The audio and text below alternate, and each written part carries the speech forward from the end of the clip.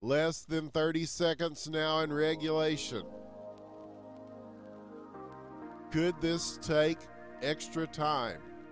16 seconds. Here's Dyal. Send it up at the point, J. Lalu.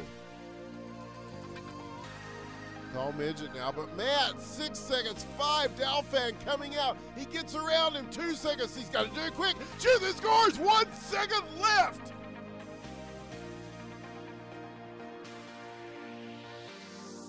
Hello, everyone, and welcome to the forecheck, or the forecheck, the face-off, the forecheck face-off. I don't know, what is it, Dick Doug? Are we doing the face-off? I don't know. It's the face-off. It's the Dick Dyal pile. The face-off. Face-off with Dick, Doug, and Dyal. However you want to look at it, we are here. Let me pull that off. Okay, there we go. So we are live, boys. We're live. I am Dyal. Hey. I'm here with Dick Doug and How's it going? Special guest Dalfan. What's up, Dalfan? Hey. Hey. Hey. Hey. Hi. Hey there. Hey. Hi. Hi. Hey. Hi. Going? Hey. Hey. Alright, Hey. so. Fucking A, boys. This is So What's it going? yeah, so this is the first LHL podcast that we've done in a very, very long time. What, about a year or two? It's been about 2 years actually. We used to do this on, I think it was Friday nights before HQML started. We used some like weird janky website that that Taze used. It was me and Taze that did it. I think Dalfan called in once or twice. I remember, yeah, I remember because you could call in, and I remember calling in, but you wouldn't call in like you would literally call in on your phone, and you'd like Taze gave me a phone number that you would call, Yeah. and it sounded like you were actually like calling into a podcast or a radio show. Yep, I remember I had to actually do that as well. Even to co-host with him, I had to call in on the phone number. It was Oh my pretty. God. That was pretty entertaining. So. It Good was at the times. beginning of the season, and I remember because I was at a hockey camp, and I went outside to call into this to this esport podcast. Yeah, that was those were good times, man. That was August, right? Yeah, it was exactly 2 years ago from now. So it's crazy how different things are. And honestly, I didn't really think we'd be back here doing this, but lo and behold, here we are. Dick, if you could pull up the stream and make sure everything's okay, everyone's coming through fine at like a good volume, everyone can hear. I'm gonna pull it up myself here in a second, but given that it's our first time setup, I really want to make sure we've got everything down okay. Let me just make sure you're hearing on Twitch. If the chat wants to throw out any complaints, mostly directed at Dick Doug, I'd appreciate that. But if the chat wants to throw out any complaints or compliments, if you're feeling up to it, then yeah, go ahead. Let us know if something is wrong. It'd be fantastic. Savage Eat Baby said, "You good, fam? I can hear you on stream. I'm pretty sure they can hear us because we worked that out. I think Okay, we nice. are 10 out of 10. Nice. So I'm just gonna double check real quick before we really get into it that I'm archiving this, because that'd be kind of awkward if I wasn't. Seeing as I do plan on posting this at some point. They say Dalfan is a little low, but other than that, volume is fine. Super Hot Glue is pissed that Thursday scores are not added. I'll do. Yeah, I will do that. I will add that. I apologize. I wanted to do it before getting on here, and things got a little bit crazy because we didn't have the stats from one of the games. So like, I've been kind of all over the place this evening, trying to get everything set up for this stream. So I promise you that will be fixed.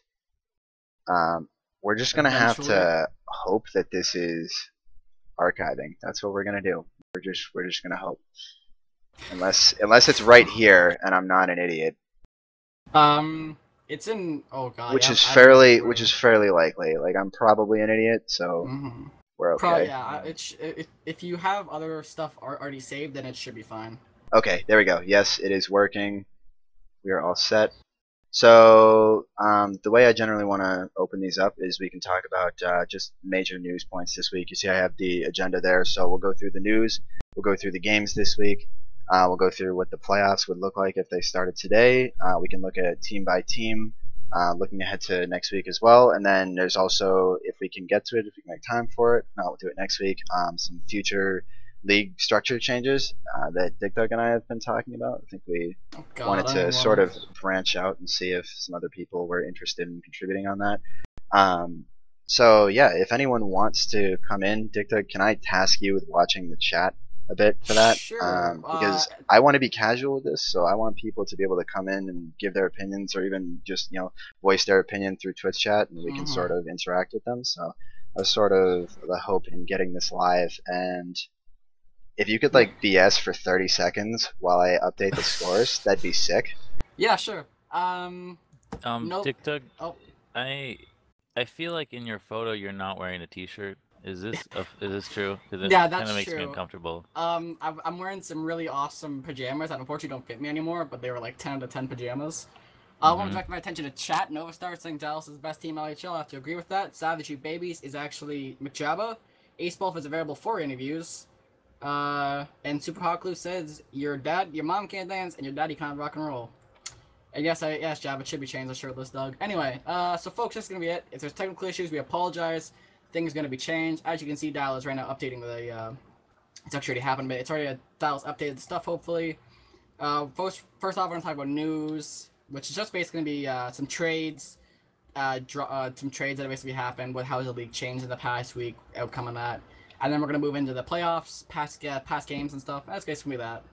Yeah, so the first thing I wanted to bring up is the trades from this past week. I mean, we'll go into a little bit more as we talk about the team by team. But yeah, certainly the blockbuster three-way trade that involved Matt, Lucic, and BigV, as well as Goose and Gherms on top of that. So that was 5 players, 3 teams. That'll be interesting to sort of go through, analyze, talk about where teams stand there. And we've also got the Dick, Doug, and Jay trade, which we can touch on a little bit. Other than that, not too much news this week. Not too much major news anyway around the league. So, but you were saying, Dick, Doug. I think that blockbuster trade that happened that's got to be one of the first three-way deals that I've seen in the LHL, or might even be in the LHL at all. Can you comment on that, Dal? Has there ever been a trade like that where there's been 3 teams involved? Honestly, I don't remember, and like again, chat, chime in if any of you remember something that maybe I don't, but I don't necessarily remember. I think there's been 3-way trades, but I don't know that there's ever been one that's involved so much talent as that. Like that's probably the biggest trade. That's gotta be one of the most stacked trades we've ever seen. Oh yeah, without a doubt. So I mean that was pretty big. That was pretty legit. So anyway, I mean the trade itself involved 3 first-round picks of that year. I mean that's kind of incredible considering that. Oh yeah. Like yeah, 3 of the top 6 players in the league easily. And that trade, the players involved in that trade, Lucic right now is second in the scoring with 21 points. Matt is down there in 8th with 13 points, and I believe BigV, he's not far behind with. We'll see how many points he has right now. BigV has 4 points. Unfortunately, he's had a bit of a slow start there. But yeah, BigV was taken, I think, second overall, or he was taken up in the top 5 or 4. So 6. He's taken 4th by Atlanta. 4th overall, yeah. Yeah, so basically all these players were taken on top in the within the top 6 picks. 2 of them in the top 10 of scoring. One of them is a top 2nd in scoring, and we're hopefully going to see BigV pick up his scoring because I'd love to see him get back up there. Yeah, it'll be interesting to see how things shape out with him on Winnipeg now. So sort of looking at this past week now, we've actually got I think 2 games under our belt for that blockbuster trade. So as you can see on the screen here, I've pulled up the scores for those games, and you can see them down on the bar below. But for either of you, were there any of these games that really went one way or another, or just were totally not what you expected them to be? I didn't expect so many 5v4s to happen. Recently and in this past week, because I believe the Philadelphia versus Winnipeg game, that was a 5v4. And that was also a 6-0 mercy, too, and that mercy happened really quickly. That was a bit of a blow. And other than that, there's not much that strikes me as really being a big change. Though we can see evidence of the deals taking effect as Chicago loses 3-1, and then the very next game they went 4-3. So you can see the blockbuster trade they're having an effect, and then they went 4-1 tonight, and then I think Matt at 2 points tonight, anyways. Yeah, I'd have to agree with that. I mean, Dalfan, what did you think? Was there any big surprises this past week? Yeah, I would say, looking at how Atlanta played versus us, Dallas, on Sunday, and then you compare it, I would not have expected them to come away with a win over Atlanta, 6-3. That was impressive that they managed to rebound that well, considering that for several points in that game, they were not taking it seriously, and they tried a 4-man goalie, I believe. So to see them rebound like that was certainly not what I expected, at least. Yeah, I'd have to agree with you. I mean, I agree with both of you, I guess. So Atlanta, I think, is the biggest surprise so far, just in terms of like the rest of the season. In that I don't think anyone expected them to start as poorly as they did, which I think was 0-7 before they got their first points. So I'd say that has to be the biggest surprise so far of the season, at least from my perspective. And I mean, it's nice to see them coming back here. 4-1 loss, all things considered, to Matt, Sammy, Kapanen, Crab, Doucette, and Chicago. Like that's not terrible. So that's not anything necessarily to get bent out of shape over. So, but they have a win now. They have a win. They're making progress. Winnipeg is still only one win above them. We'll pull up the standings in a second here as we look at how the playoff race is shaping up. But yeah, in terms of this past week, I would have thought Winnipeg would have put up a better fight, but Lucic and Gabe really turned out that game on Tuesday between Winnipeg and Atlanta. So I mean, that was pretty good. Unfortunately, they couldn't keep it going tonight, but bad nights happen, off nights happen. So yeah. But for Winnipeg, they go winless in this week. Granted, they did have to play Philly, which I mean, obviously they got 6-0 by them. But I mean, when they play Atlanta and Toronto, you would have to expect them to pull something out. And on the flip side, Toronto didn't win without a loss this week. So stark contrast. Toronto definitely came up. I want to get into Toronto there later too, because I think they're a bit of a surprise. Not to say that like anyone necessarily expected nothing of them, but they're now the first seed after tonight, and I'll pull up the standings here as we get into this. But yeah, they are now first seed as of tonight. So I mean, that right there in itself, I think is a surprise. I think both at the top and the bottom of the standings right now, we've got surprises. So I don't think going into this season that if you had told me Toronto would be first place 3 weeks in and Atlanta would be last with only one win, I don't think I would have believed you. I have to agree. I don't think anyone really expected.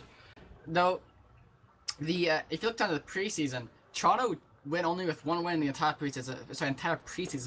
And now they've only lost 2 games, and they're now 7-0-1-1 with 22 points. So definitely we're seeing as in past years, the person who finishes last in the preseason ends up being first in the preseason, at least for now. But it's going to be interesting to see if Toronto can actually keep it going and actually pull I can see if I can pull this down. I think if I scroll down here, we can see the preseason. There we go.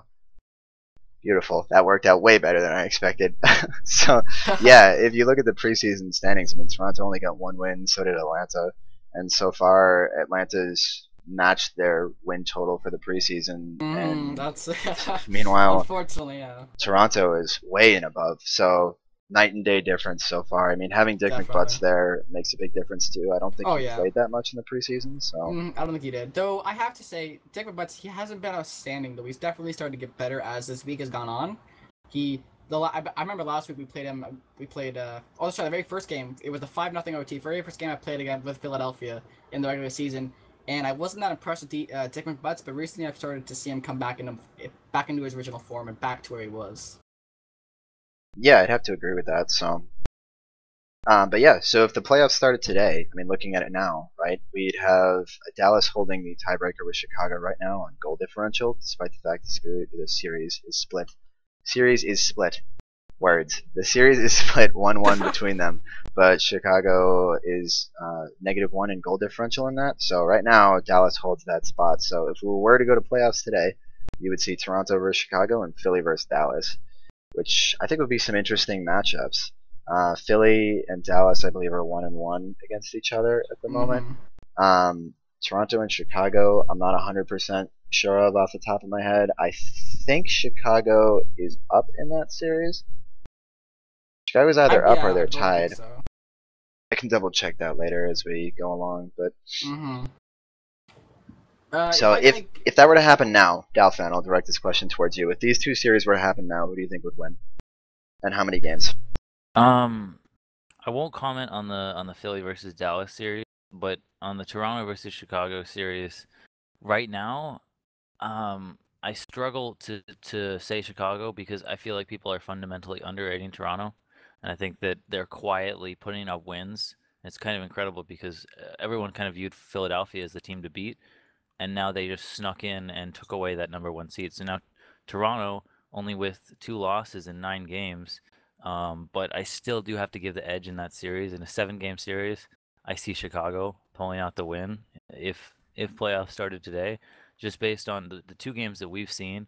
Assuming Matt shows up for playoffs, assuming Matt is present, because in that past 2 games, playing against them, their forecheck was incredible. I struggled to get any breakouts going. Their positioning was very good. We had all of our options were covered. So I'd give the edge to Chicago in that 7-game series, even though they are the 4th seed going up against the #1 seed. That would actually, if that were to happen, that would only be the 2nd time that the #1 seed has ever lost in the semifinal round. The first time being Atlanta last season. Too. Yeah. But every other season, the 1st seed has made it there. I'm 99% sure of that fact. I'm pretty sure Atlanta getting knocked out was the first time the 1st seed didn't make it. So that'd be pretty big. But I do think the standings as they are right now are a bit deceiving. I think Chicago especially is way more dangerous than they look. Even Atlanta and Winnipeg, I think like all 3 of those teams are more dangerous than they look like right now. So none of them would be teams that I'd be necessarily comfortable going up against in the playoffs. But obviously, as it stands right now, we'd have Philly, who for most of the season up until tonight, I mean, they were the best team in the league. Yeah, they were, definitely. And sort of branching off that, I mean, we can start talking more specifically about them. I'll pull up their team stats here. But after the draft, Dick, Doug, and Dalfan, I mean, what did you think of Philly? Did you think that they would be here where they are right now? Coming off the draft, they were definitely one of the strongest drafted teams, right up there, probably with right at the peak, probably up there with Atlanta coming off the draft, maybe even Dallas, and definitely Toronto up there. I think Philadelphia deserves to be where they are. They've played really well, and they have the incredible amount of talent on that team. They're absolutely stacked to the brim with their starting roster with Taser and Sam and Claude and Meatzell's playing fantastic, and everyone on that team is just playing great. I believe they're in there. Playoffs, I think they can do it. I think they can do playoffs. What do you think, Dalfan?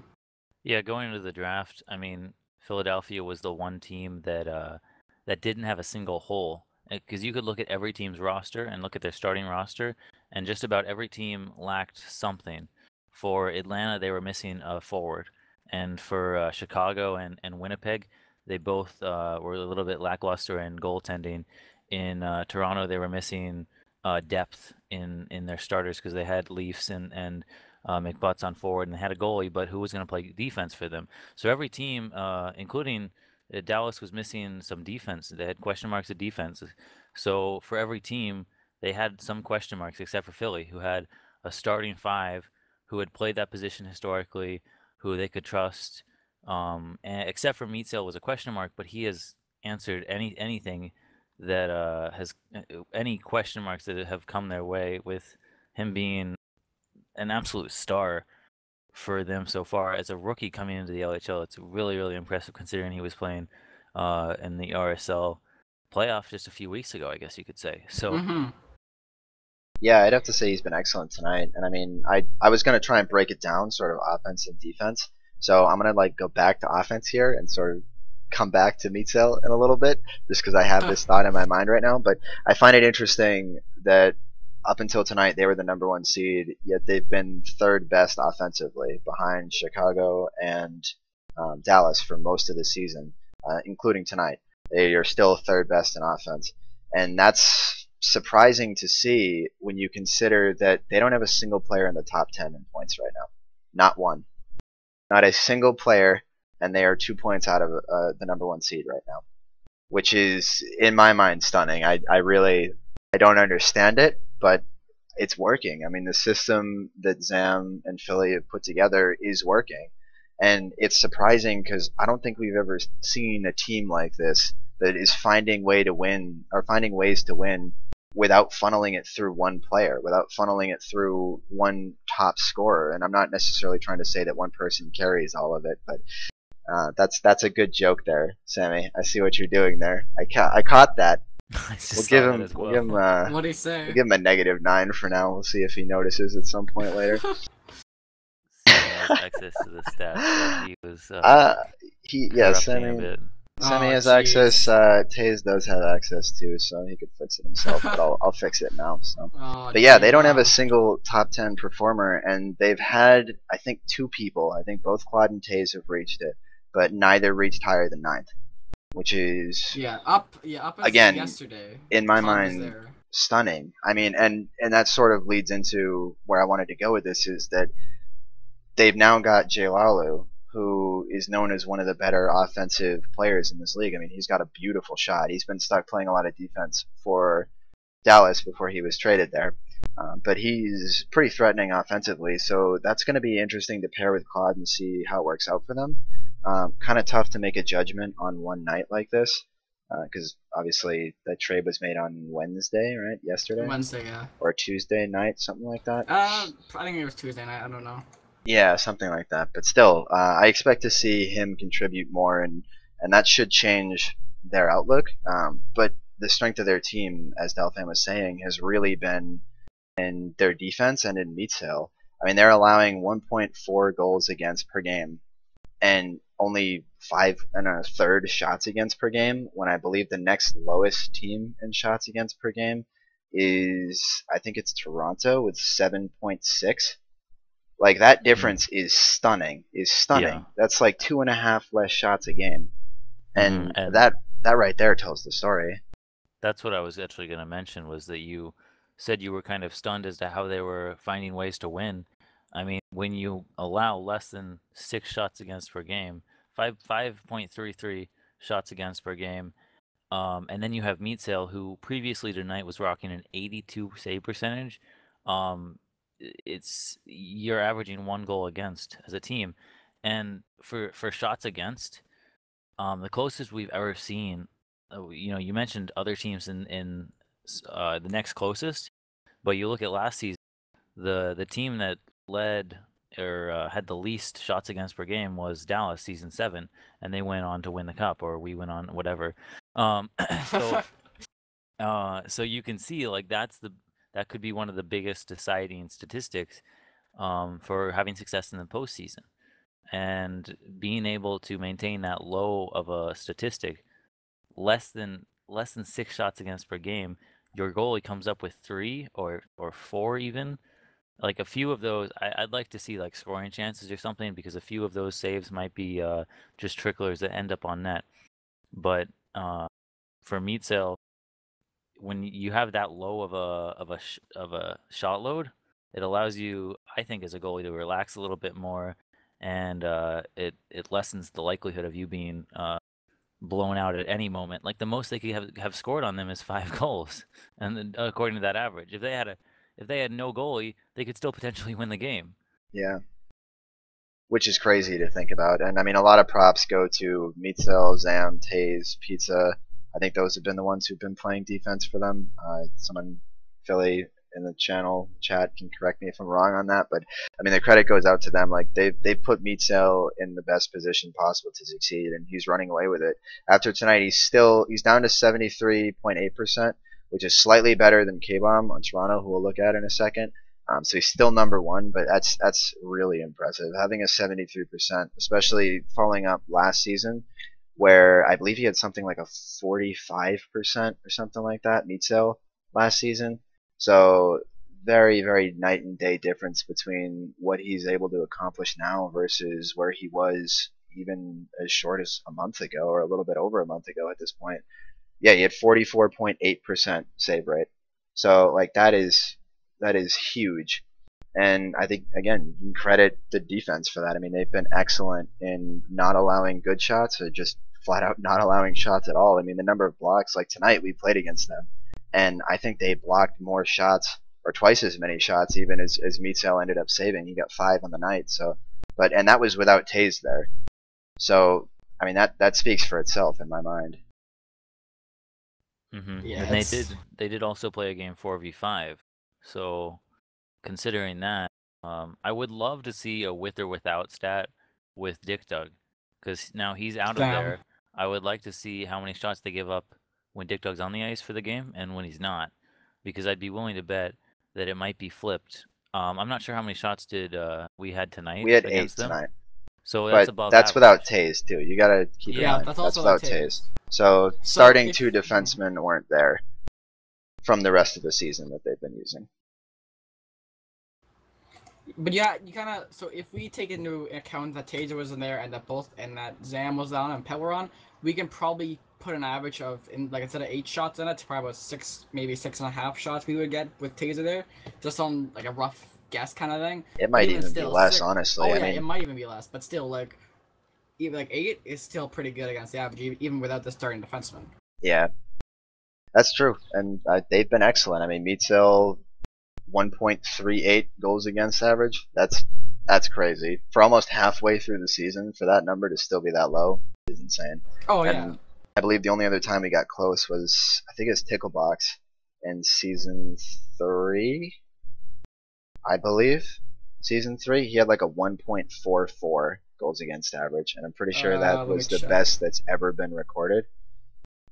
So this is huge. Like, Season 3 stats say Tickle had a 1.44 goals against average. oh, look at that. Look at that. That memory, though. That's kind of sad, really, when I think about it. Like, all the things that I could have in my head, and it's that. Like, Math that's test, not. math equation. Oh, Yeah, I remember that's- Ticklebox had a 1.44 goals against average. Yeah, that's really not something to be proud of.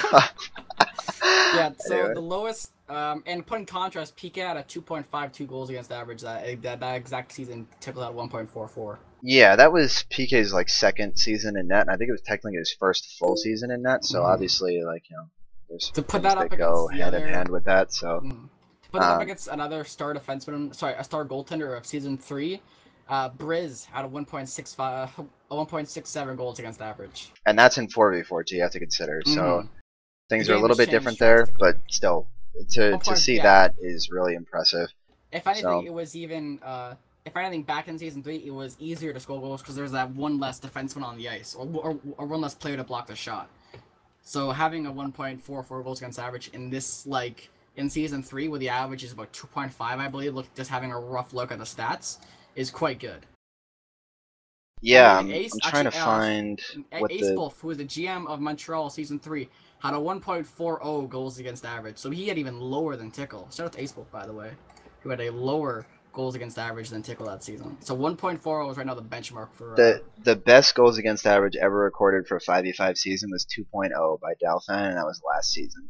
And the highest save percentage in 5v5 is 71.43%, which was again Dalfan last season. So, and then right if we now, Meatsale's got those both on lock right now. yeah, if we look at teams, best 5v5 shots against per game, Toronto season 6 faced 6.64 shots a game, and they're the That's best 5v5 team. And to be 1.3 less than that is just insane. So we'll keep it moving because there's a lot we want to talk about, and Yeah, it's already been a half an hour. So We're barely through. All right, so we'll keep moving. So I'm gonna pull this across here. We'll go to Toronto next, the number 1 seed as it stands now. So what are your thoughts on them? I mean, I know we talked a little bit earlier about it, but about them being sort of a surprise in terms of the fact that they're here. I mean, they're up here. They're number Definitely, 1. yeah. They're uncontested at the moment. I mean, they have the tiebreaker now with Philly. I'm pretty sure. They're ahead of. I'm right now at the stats. Toronto's 22 points. Philadelphia has 20. Yeah. The next So 2 teams having 15.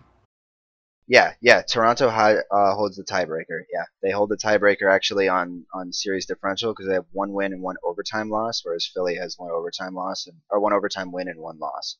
So Toronto does hold that tiebreaker there. So that's a pretty significant lead, and I mean they could run away with that now, depending on how things go for both teams, obviously. So, Definitely, it but could be. so they're 1 goal behind Philly. So they are 4th in offense, if you want to look at it that way. They're 2nd best, I think, in shots against per game. So again, similar story. Not necessarily the best offense. They've got 2 people in the top performers, which is Leafs and McButts. But again, another defense and goaltending situation here. And I think what's more interesting with this team for me is that you don't see a taser here on this team. You don't see No. that stalwart defenseman, that veteran defenseman leadership here. And I think that's part of the thing that's been most impressive about their season is that they've been able to find defense in players that you might not have expected it from.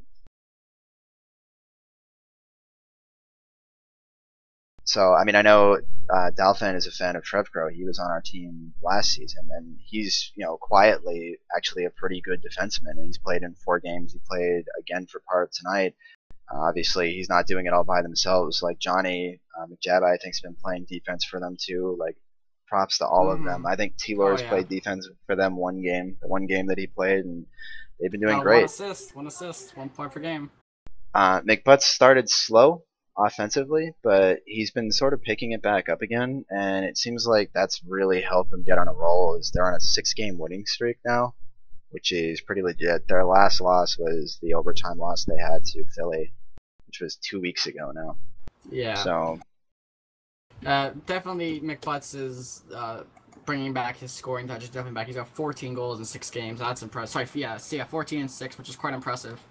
And then you look at their defense, and I think it's for Jabba and Johnny on the blue line. Jabba's got 10 points, Johnny's got 5, so it's not just McButts putting in that. Johnny and both Jabba are also contributing, and then there's Leafs, who's also helping with the offense.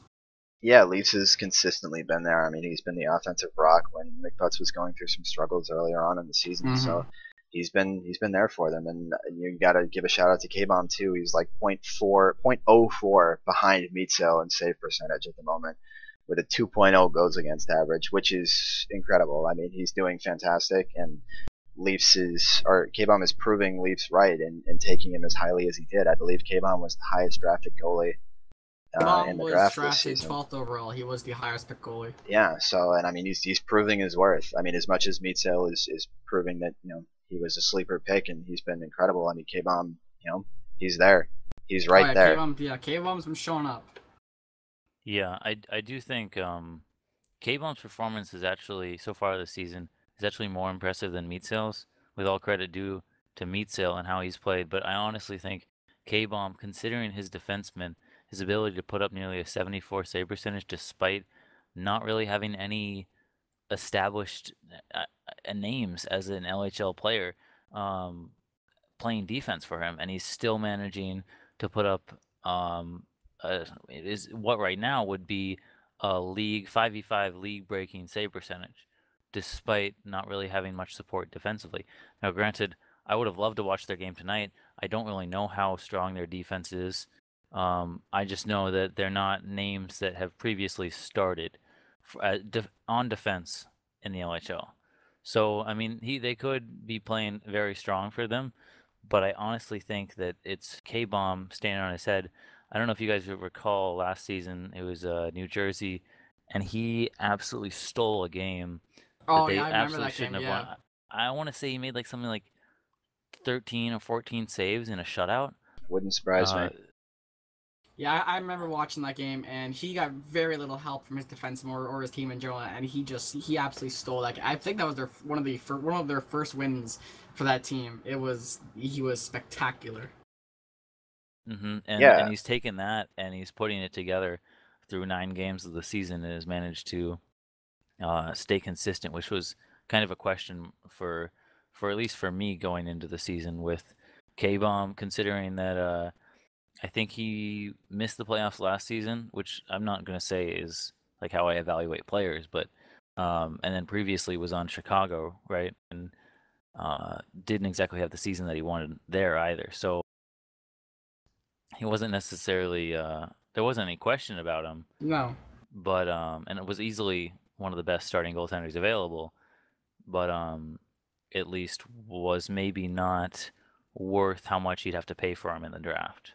Yeah, I think it was hard to say, and again, this is nothing against K-Bomb. I think it was just hard to say with PK on the board, is K-Bomb a better pick than PK? Because I mean, PK was insane last season. Like PK and you, Dalfan, were competing for best goal stats for the entirety of the season, and I mean, you edged him out there just barely at the very end, but I mean, he was stellar. PK was absolutely stellar, and he was in sort of a similar situation on LA last season, where he's on a team where you don't have defensemen who you'd normally think of as starting in the LHL. I mean, they weren't people that were necessarily used to that role, and they made it work, and PK was great, and you're seeing the exact same thing here with K-Bomb.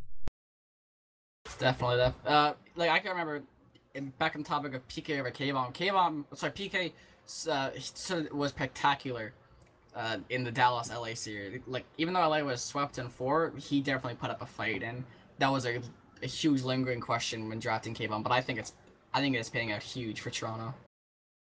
Yeah, and I really think the success of that team is going to continue to live or die with, I say this, again, not trying to say anything negative, but the bottom half of the roster. Like you look at Jabba, Johnny, Trev Crow, and Tony, and even T if you want to throw it in that conversation. And they're all people that are still relatively new or still adjusting to the LHL life. And their success, I've been saying since the draft, is really going to live or die with how well, especially Jabba and Johnny, transition into full-time LHL players. And I mean, so far it's worked out excellent for them. Oh yeah. Yeah, like you can put pucks in as much into the other end as much as you want, but if you can keep them out of your net, you sure you can win 8-6 games, 7-4 games, but you're never gonna win the 3-1, 2-1 games or even the 1-0. Like you need a good goaltender back there, and K-Bomb's proven that with Johnny and McJabba in front of him, he can still play good. I think Johnny and McJabba are playing great so far from just what I can see of the stats. Unfortunately, I haven't seen any of their games. Yeah, they're playing really well. I think you kind of have to look back on the draft board and remember how Leafs or NHL Killa committed to drafting a goaltender in the second round when other teams were picking guys like Gabe, Sammy, Captain, and Claude, and they were going with trying to fill out their skaters with depth, or with starting players rather, and Toronto committed to drafting a top-tier goaltender and finding the depth elsewhere. And that's what they committed to doing, and that's right now is paying off for them to invest in a goaltender that they can trust despite not having the best defenseman. And right now they're first in the league. And they were the Toronto was the highest drafted, they spent the most on a goaltender. And even though Philadelphia has leading the league in save percentage, I think, like I said before, that K-Bomb if you put meat sale on Toronto, I think he would have a lower save percentage than what K-Bomb has right now. Even with when the shots do go through, even with the saves, I'm inclined to somewhat agree. Though I think it wouldn't be that drastically different. I think it may be a couple points lower, but nothing too drastic. Well, it's about volume of shots. I mean, how many saves did K-Bomb has had to make? 45 saves. Meat Sales only had to make 31. So yeah, 31. It's a lot harder when you're facing. It's a big difference when you're facing 7.5 shots against per game versus 5. I know it doesn't sound like a lot, but it's that many more opportunities. It's that many more times you're being tested as a goaltender, and times that opportunities that you have to falter, because it's your responsibility to make the save. At this point in the LHL, as a goaltender, you are supposed to make the save. It's not a 60% chance anymore. It's not a 50-50. The onus is on you, whether it's a long shot, unless it's a breakaway. You have a good chance, or you should have a good chance. It's your responsibility to stop the puck. And K-Bump's having to face much, much more shots than Meat Sale is. And considering that Meat Sale's a rookie coming into the league, even though he did play last season, but I view him as a rookie, that difference in volume of shots, I think, would increase the difficulty a ton for him. Yeah, I'd have to agree. So again, I want to keep the ball rolling here. We spent 10 minutes on this team here, so I know I want to get through as much as we can before people start having to fall off here. So looking at Winnipeg, I'm gonna pull 8. Ooh, Acebulf incoming. Insider opinion, here we come. Here's Acebulf, the man, the legend, Acebulf. How's it going, Acebulf? Say hi to the stream. Hello. So Acebulf, I'm sure you know at this point, your team before you got here anyway has not been doing that well. 2-6 on the season before you showed up tonight. 2-7 now, unfortunately, but that happens. So I wanted to get your opinions on how the game went tonight. I mean, do you think that this is a team, given what you saw in front of you? You played net tonight, correct? Yep. Yeah, so based on what you saw in front of you, do you think this is a team that can turn this around and contend for a playoff spot? I definitely think there's something there. I mean, we played against Toronto. Toronto is a very good team. I can't praise K-Bomb highly enough for the stuff I saw tonight. The game would have been a lot closer if it wasn't for K-Bomb just standing on his head again. Like, yeah, I think like we have potential, and we just need the pieces to click together. Yeah, I'd have to agree with that. I mean, we saw BigV playing with you guys for the first time tonight, and obviously you can't expect anything amazing the first night. You know, you gotta sort of feel everything out, get used to each other, get used to playing in a different system because he's coming from Atlanta. So, and then obviously all the skaters are going to have to adjust to having him there. But that should really help a lot. Whereas Matt was, you know, barely able to make the games before. He played 2 out of 8 potential games, I think, or 7 potential games for Winnipeg. And being your #1 overall draft pick, you know, that's really not good enough. Like, you need him to show up more. So that was definitely a problem. But I just think it's strange to look at this roster with all the talent and see that it's not putting together wins. I mean, Dalfan, can you speak to that? Yeah. Well, I think it's just a product of not investing enough in goalie, in a goalie just to begin with, someone that you can. If you're skating around as a forward or as a defenseman, and every time you look back, the puck's going into the back of your net, it's really demoralizing, regardless of how talented you are, regardless of how many goals you can score. And right now, even that's not being put together. It'd be one thing if this team was matching their goals for every goal they scored. They gave one up, and that was the situation. But for both, when Matt was there, they were a lot better, obviously, when Matt was there. But without Matt, and I mean, we've seen it before. We've seen GMs make that mistake of buying in on Matt, and having to pay that steep price for him, and not quite getting the response, the reciprocal buy-in from him. And so for Winnipeg to be able to flip Matt, who had showed up for less 2 than games. 30% of 30% of games, I guess that is 2 out of 7, and to be able to flip him for BigV, who may be another question mark in terms of attendance, just as of late. But it's a lot easier to show up to games when you're winning them, when it's a demoralizing experience, and when it's hard and not necessarily fun. Losing isn't fun. It doesn't make you want to show up to the next game. So for Winnipeg, I think that they can turn it around. I also think that maybe they could work some trades to try and fill out their team, because right now I see 4 strong starting players, and maybe one that could be improved on. I mean, the way I see it, I mean, like, Austin has been their starting goalie for a lot of this, and I know Byrne has had to fill into net, and as somebody who's not used to net, obviously he's going to find struggles, and I feel like Austin's not quite getting enough of the benefit of the doubt. I mean, he hasn't done as well as he's capable of, and I think most people know that. And again, like, looking at the stats, like, yeah, it doesn't look good.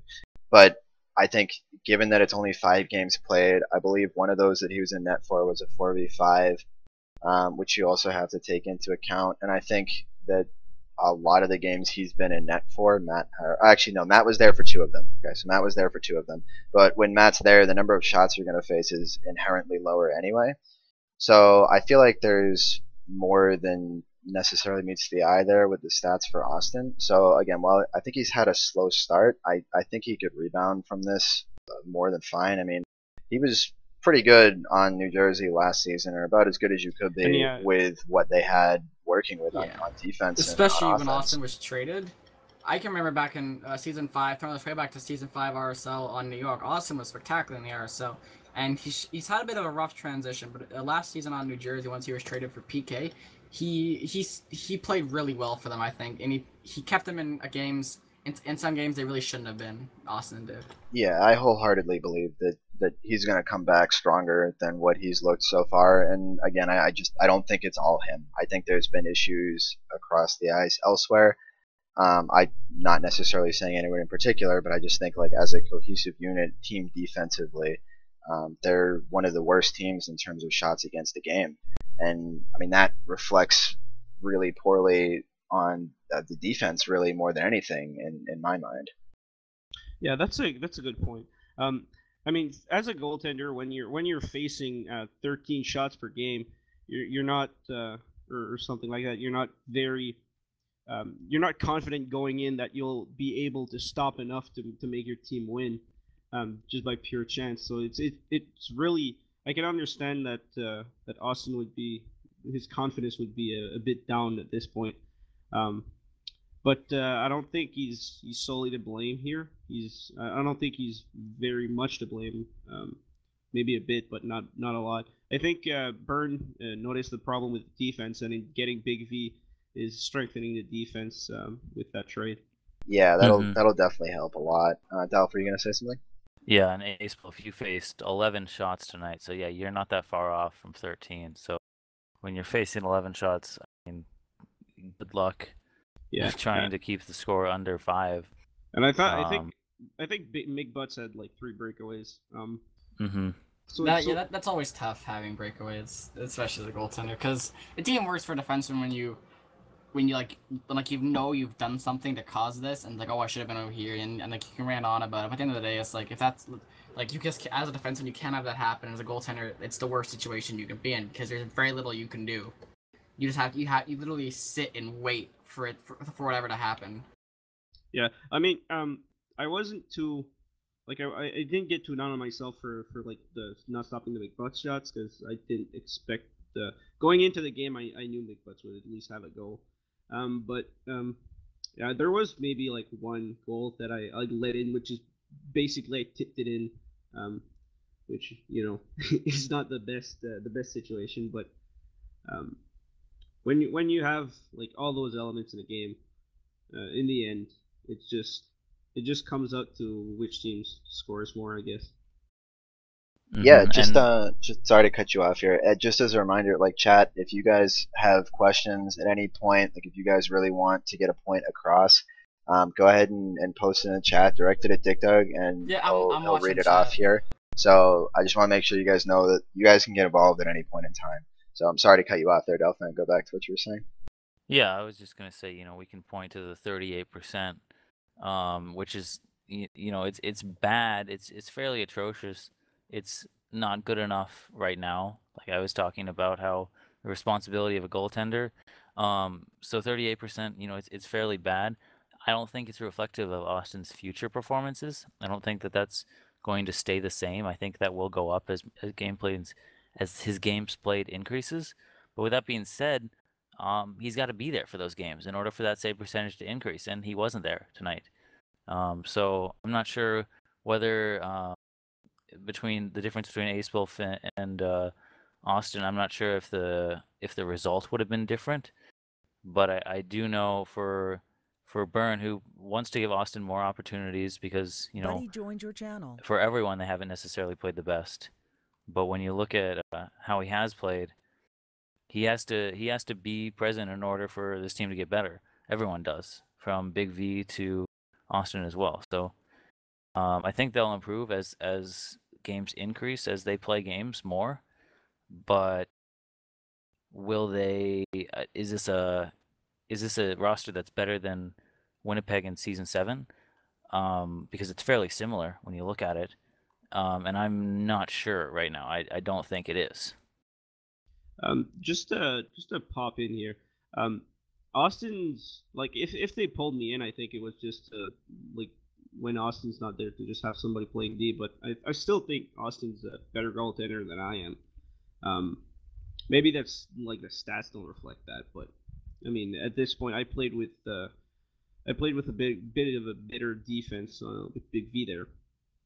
So I think it's purely just attendance issues. I mean, as you said, Byrne Warnham is very confident in Austin, and I think rightfully so.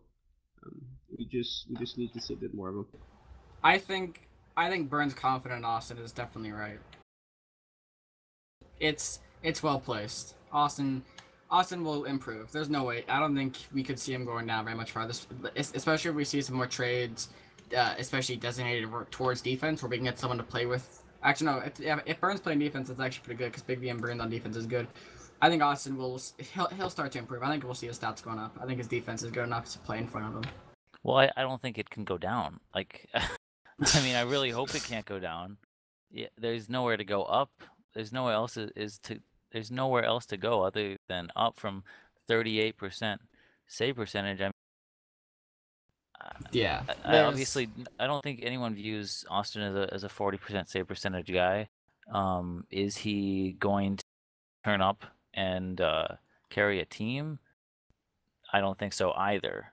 So whether it's somewhere in between 60 and 65, where is that expectation for Byrne? What does he expect out of his goaltender with the defense in front of him?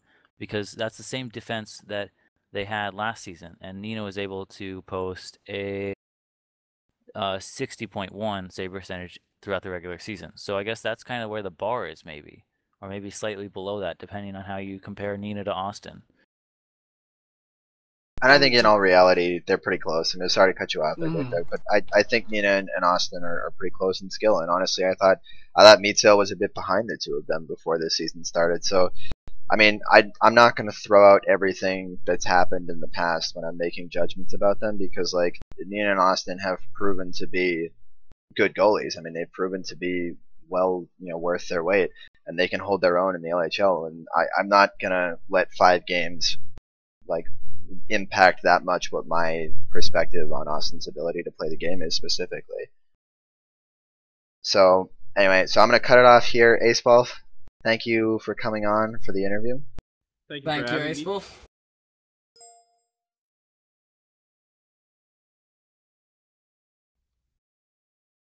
Sure. Swag.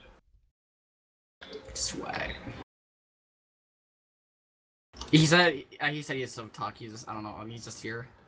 He already talked. I already addressed him. He's not gonna talk. Thanks. All right, so for the questions and the we'll move on to Dallas. I want to do kind of quickly Dallas because we're already here. I'm not going to bother to pull in an interview one. So we'll go through it. We'll talk about it. But it feels kind of weird since we're all on Dallas to be discussing the team a lot like this. I don't know. But yeah, I mean, I would say, like, Dalfan, I'll let you lead most of the discussion on this, but I'd say, like, I don't think we are where we wanted to be coming into the season at this point currently. No, I wouldn't. Looking at the roster, I wouldn't have expected Dallas to be tied for 3rd right now. It's not where I expected Dallas to be, but I think we can pull it up. I think we can start putting some wins together, but it's going to be kind of difficult, especially going up and trying to surpass Toronto and Philadelphia. Well, I guess I'll talk a little bit about it because it's complicated, isn't it? Because we just acquired you, Dick Doug, so we have no idea exactly how we're going to perform. Right now, I'd be interested to see how many shots we gave up tonight. Do we have that? We don't have saves tonight yet from Nina, so that's we won't have that unfortunately for this podcast, but that's fine. I mean, still, I can try and remember, but we only gave up 1 goal at least, and I'm not sure that we gave up that many shots.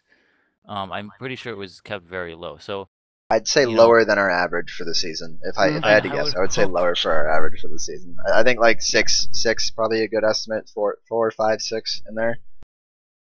Yeah, and so with that being said, and you look at the big number because we have double digits in it, or double digits for shots per game, which we lead the league currently in. So we were putting up 10 shots 4 per game, and we just made an improvement on defense.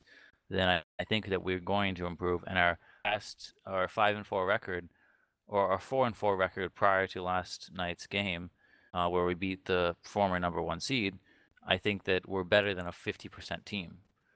And considering the changes that we've made, and whether or not we stay the same, or whether or not we get better as we get adjusted back into the roster that is nearly similar, nearly the same as the cup-winning team, minus Sammy plus Nina. So yeah, I do think that we're a better than a 50% win percentage team. Yeah, I mean, we'll see how it goes. It was a bit disappointing to lose Jalalu, at least personally, because he's a lot of fun to play with, and I know we couldn't really fit him in to the best of his abilities here on offense.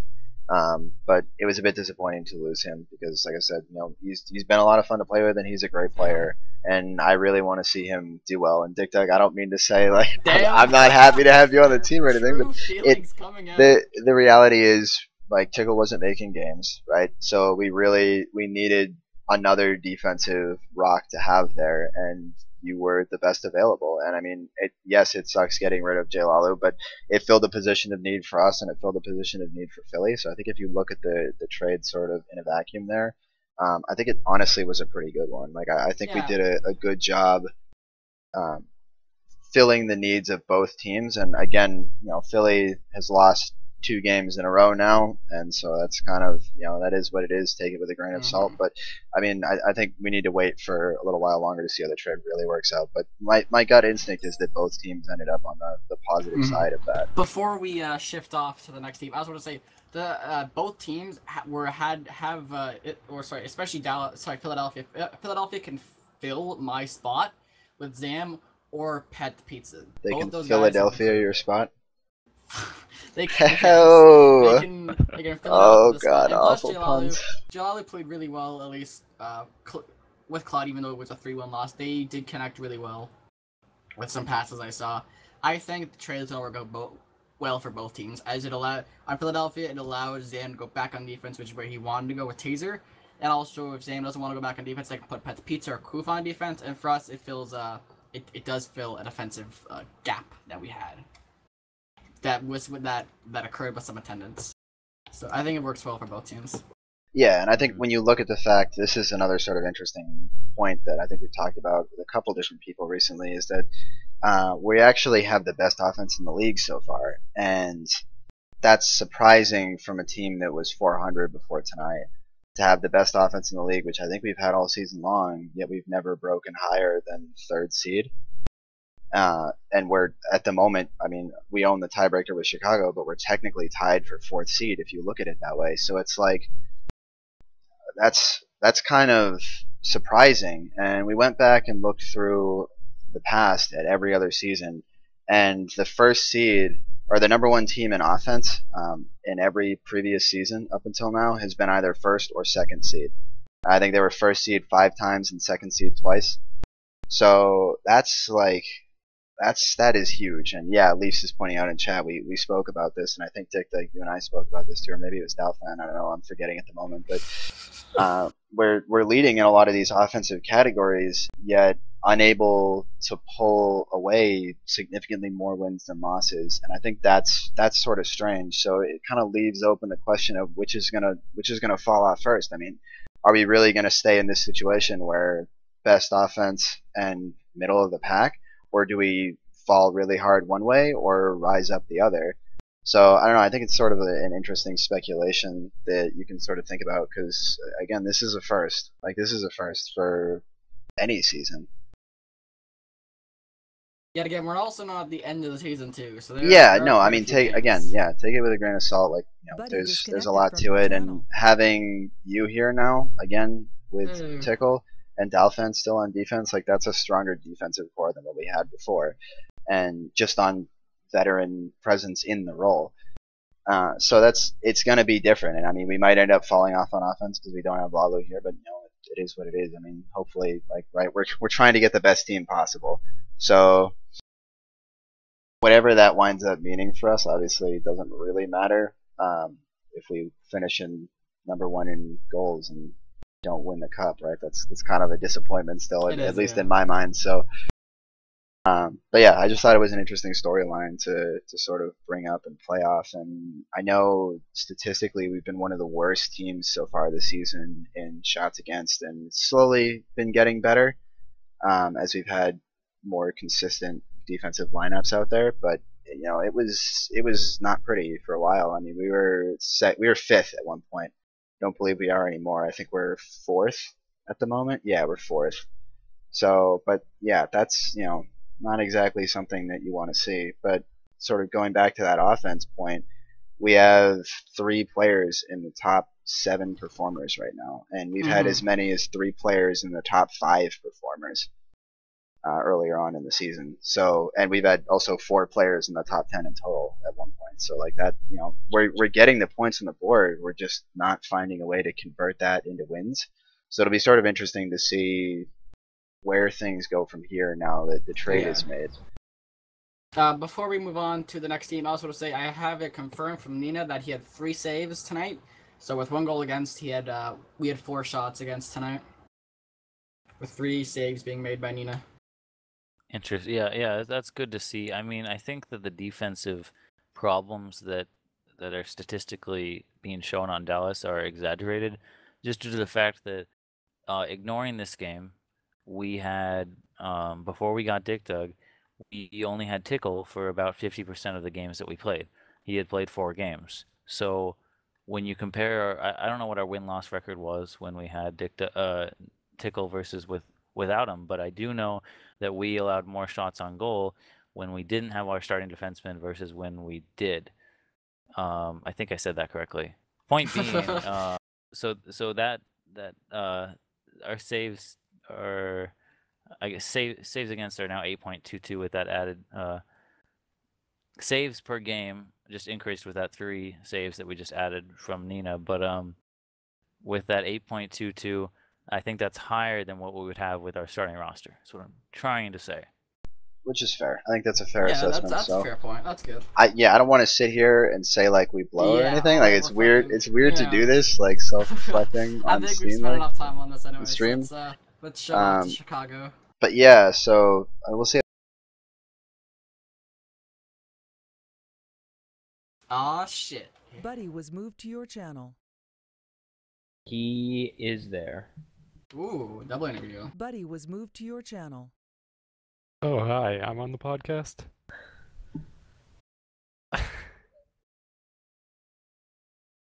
Oh, nothing much.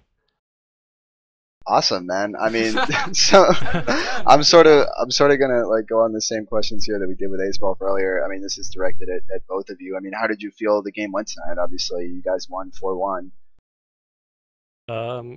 I mean, everybody played really well.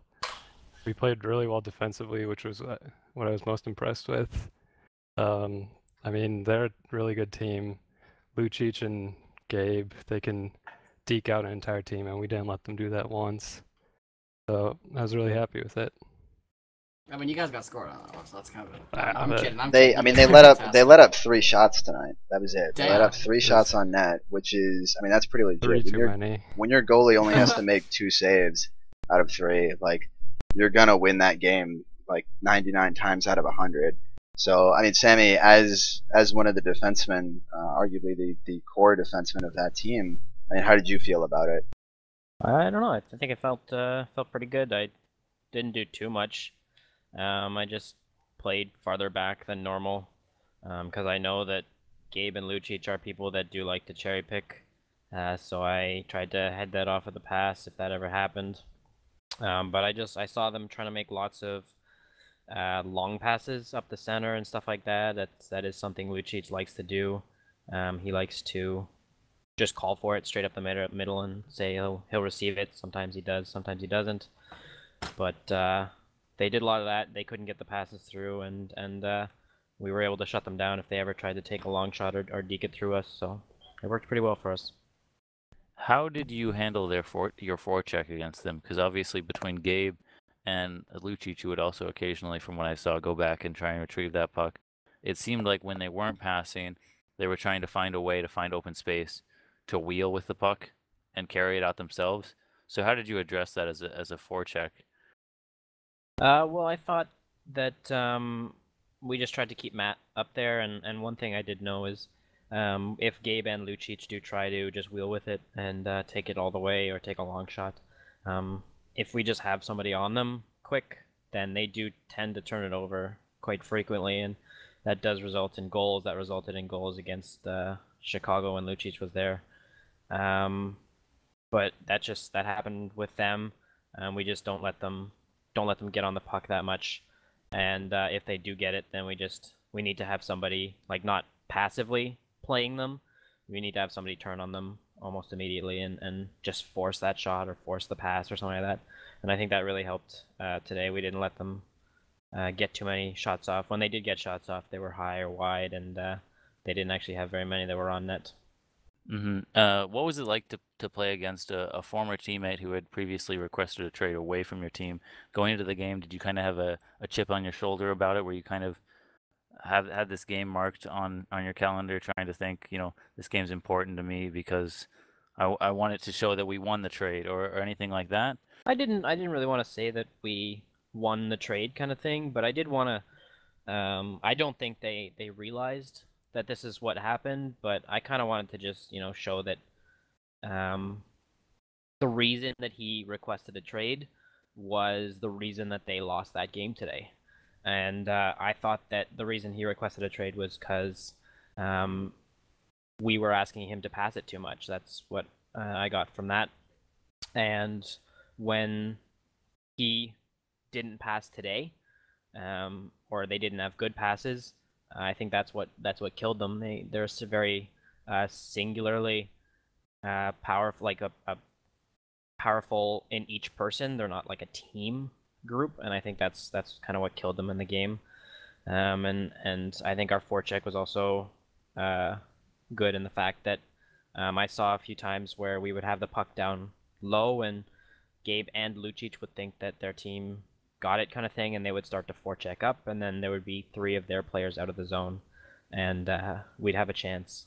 So I think they need to. Sorry, they just need to get better as a team, and I think if they work all together as a team, they have a really good chance. But if they're just playing like each as a person, trying to get goals themselves, then they're not going to have very much success. If I can just quote Matt from a stream chat, Matt said we wanted to fuck Gabe. That is a direct quote from Matt. So I guess that perfectly outlines the Chicago strategy oh my tonight. Goodness. That is a direct quote from Matt. Speaking about Matt, I believe he has 6 points in 2 games with you guys while he's been there. I mean, so like that's pretty good, right? You guys are 2-0 while he's there. He's getting 3 points a game. How is it playing with him? I mean, how different is it versus when you guys had Lucic on the team? I think it's quite different in the fact that somebody like Lucic thinks he's Matt, and I'm not saying that he's bad, but I am saying that Matt is like unequivocally probably the best player in the world, to me at least. He just has such a complete game where Lucic is really strong offensively, but if he doesn't play that defense game that well, or that passing game, he can't carry the team as much as he thinks he can. So it's just hard to do that for him. If Matt can deke up the puck and take a shot, I think that Matt doesn't turn that puck over. He will deke that up, and if he loses the puck, like, he'll still be able to get that dump in, kind of thing. He doesn't fully commit to that deke. He'll try it, and then if he realizes he's cornered, he gets rid of the puck. He passes it. He gets the puck deep as a dump, and I think that's really what sets that apart, I guess. Is they're both really skilled offensively, but I think Matt has a little bit more defensive knowledge that he plays with, and that really helps him. So, asking a more difficult question then at this point, I mean, we know Cap is going to run into issues on Thursdays from here on out with school, I believe, right? So, given Matt's attendance problems in the past, are you concerned that the combination of Cap and Matt not making games is going to result in some unforeseen losses for you guys, or just some more difficult games that are going to wind up costing you maybe a better seed? Yeah, it might. It's possible. If Kapanen doesn't show up, then we still have 4 starters, and if Matt doesn't show up, then we still have 4 starters. If they don't show up, if they both don't show up, I mean, then we're kind of down a man, and we would need to put in some other people. We might not have as good of a chance to win those games, but I think when they are there, they will make the difference and win those games to make sure that we get those standings that we need. Yeah, I can see Cap and Matt quite unhappy in the chat. I was just about to point out chat's going off. So I suppose we'll see. We'll see how much they play.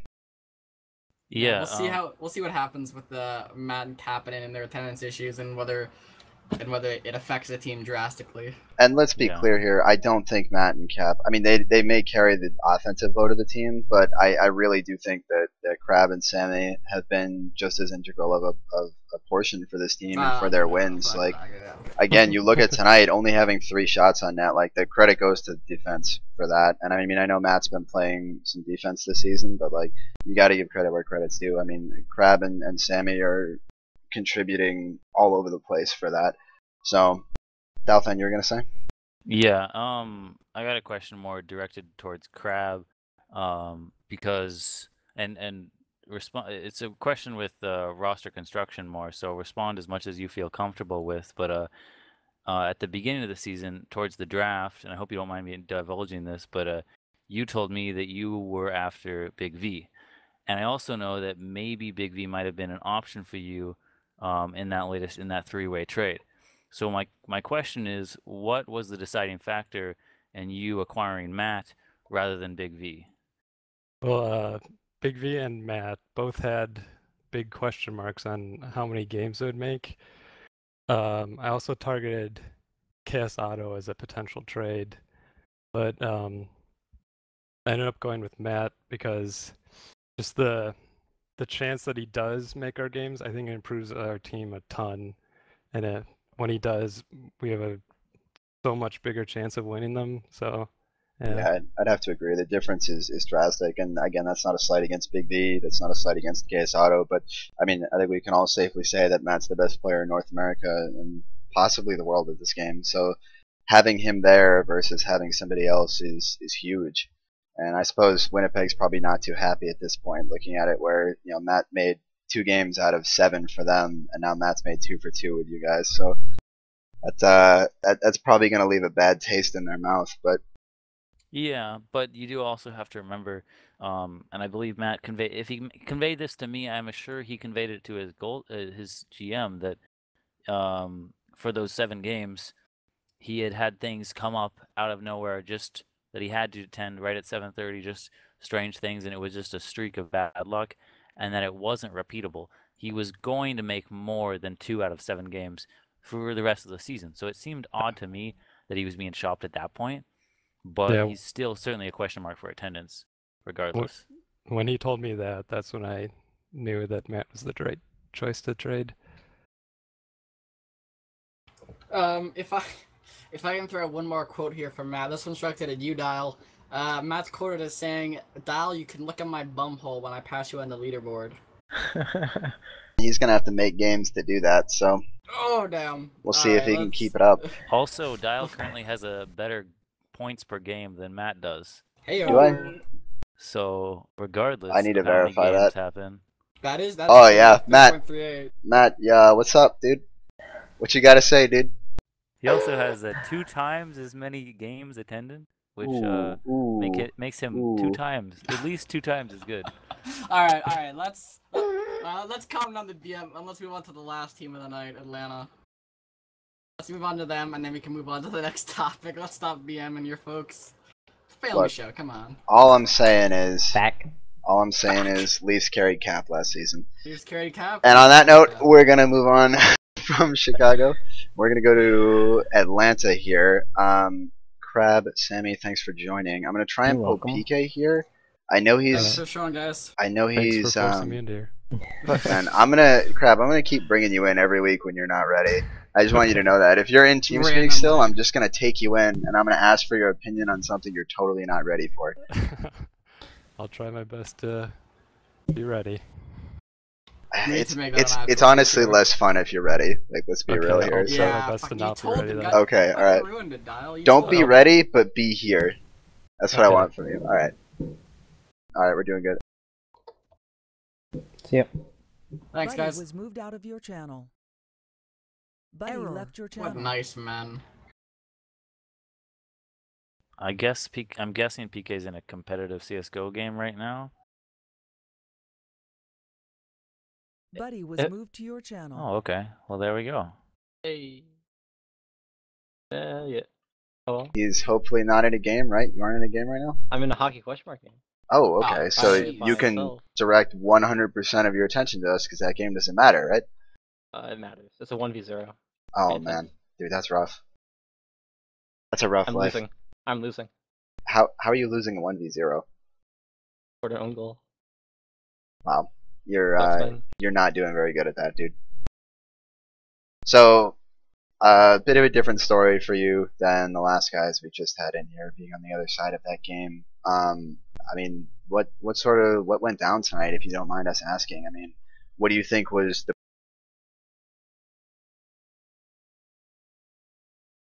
I think on Tuesday we got a quick start, so we were never behind. Once we got behind, we just lost our heads. Kind of just started blaming each other. It was not good. It was not a good atmosphere. But So you think a lot of the issues were more off the ice necessarily than on it? Yeah, for sure. It was just our attitude. I mean, we played about the same in the beginning as Tuesday. We just couldn't keep it. Confirm or going. deny, it's completely Gabe's fault. Nah. Not all Gabe's fault.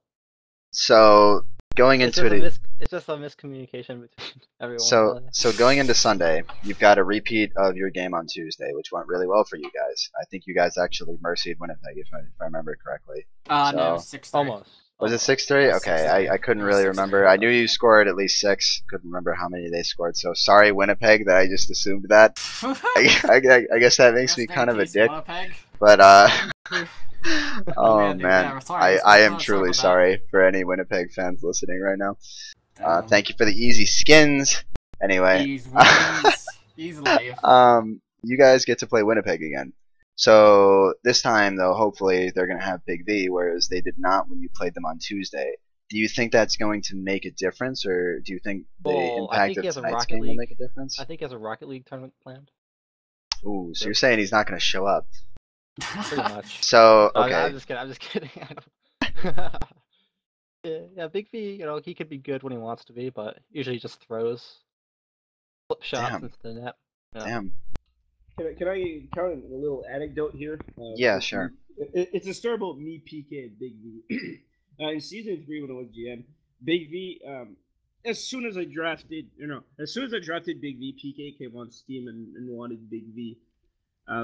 He was relentless and kept harassing me about it until the point where our team wasn't making the playoffs, so I had to trade away half the team. So I was like, hey, what can I shop around? Oh, I know, PK wants Big V. And I was able to take away Lucic from him. So you like him, PK? Yes. I guess. That Cool was story, bro. A few seasons ago. Since That then, was like Big over a V's, year ago. So it was still a good story, but just for the yeah. chat here, I'm pulling up a video right now. This is the video of Atlanta versus Winnipeg the last time. So I figure while we talk to PK, we can just sort of have this going in the background. We can see their I was considering doing this for earlier games, or for when we were talking about earlier teams, but didn't really remember that at the time. But yeah, we've got this set up, which is pretty cool. So I think you're about to see Gabe's first goal, which puts him up 1-0 here. Yep. So some nice moves by Gabe there. But yeah, so do you think you'll be able to pull out a win then, PK, against Winnipeg?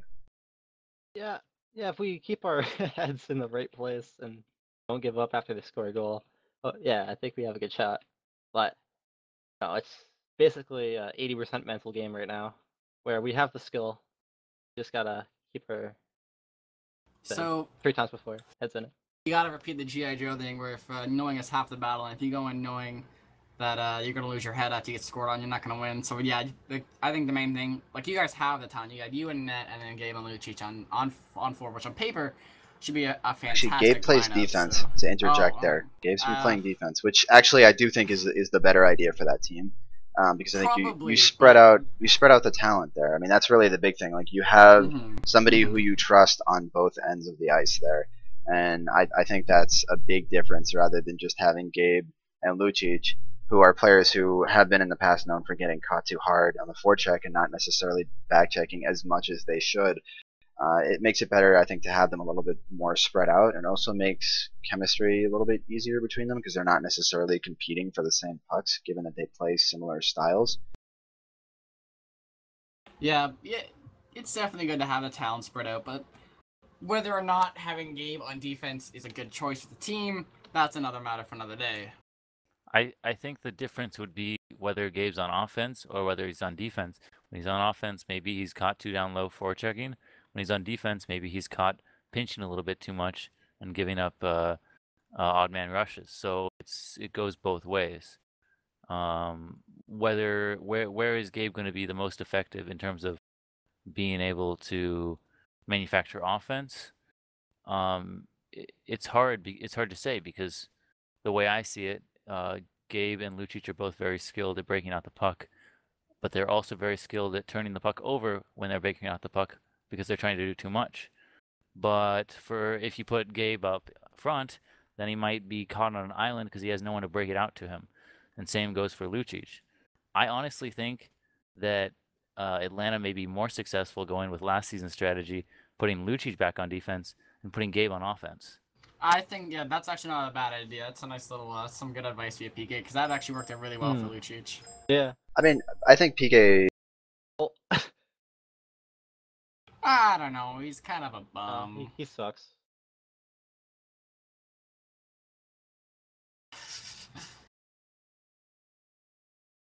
I trust that if there's anyone who can right that ship, it's PK. And I mean, he has the talent to do it. It's just a matter of figuring out the best way to use that. And I know that Gabe specifically has requested to play defense this season, especially while Lucic has been there. And I think that's definitely a big part of the reason. I mean, PK, you can speak more to that than I can.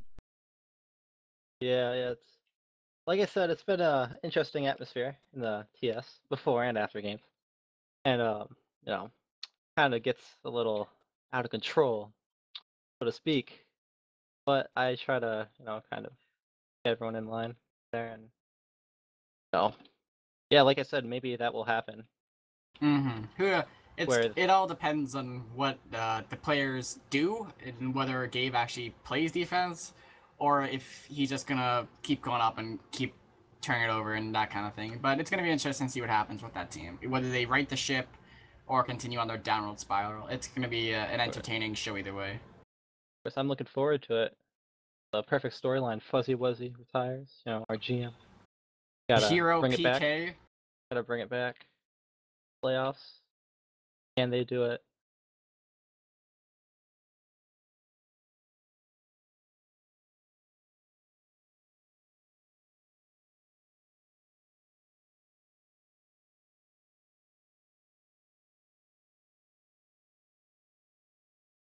Thanks.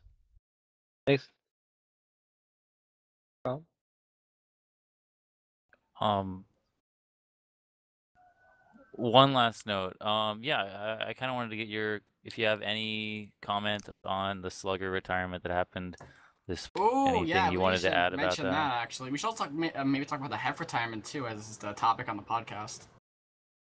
One thing I'd actually forgotten about. But go PK. All right. The Fuzzy Wuzzy one. Well, obviously, I'm very disappointed he retired, but I'm not really disappointed about him retiring as much as him GMing and then kind of. I didn't talk to Fuzzy once between the time I got drafted and he retired, so there was no communication there, and that's what I'm pretty disappointed about. Just the lack of effort, really, after he signs up to be a GM or chooses to remain one. So that's basically that. Okay.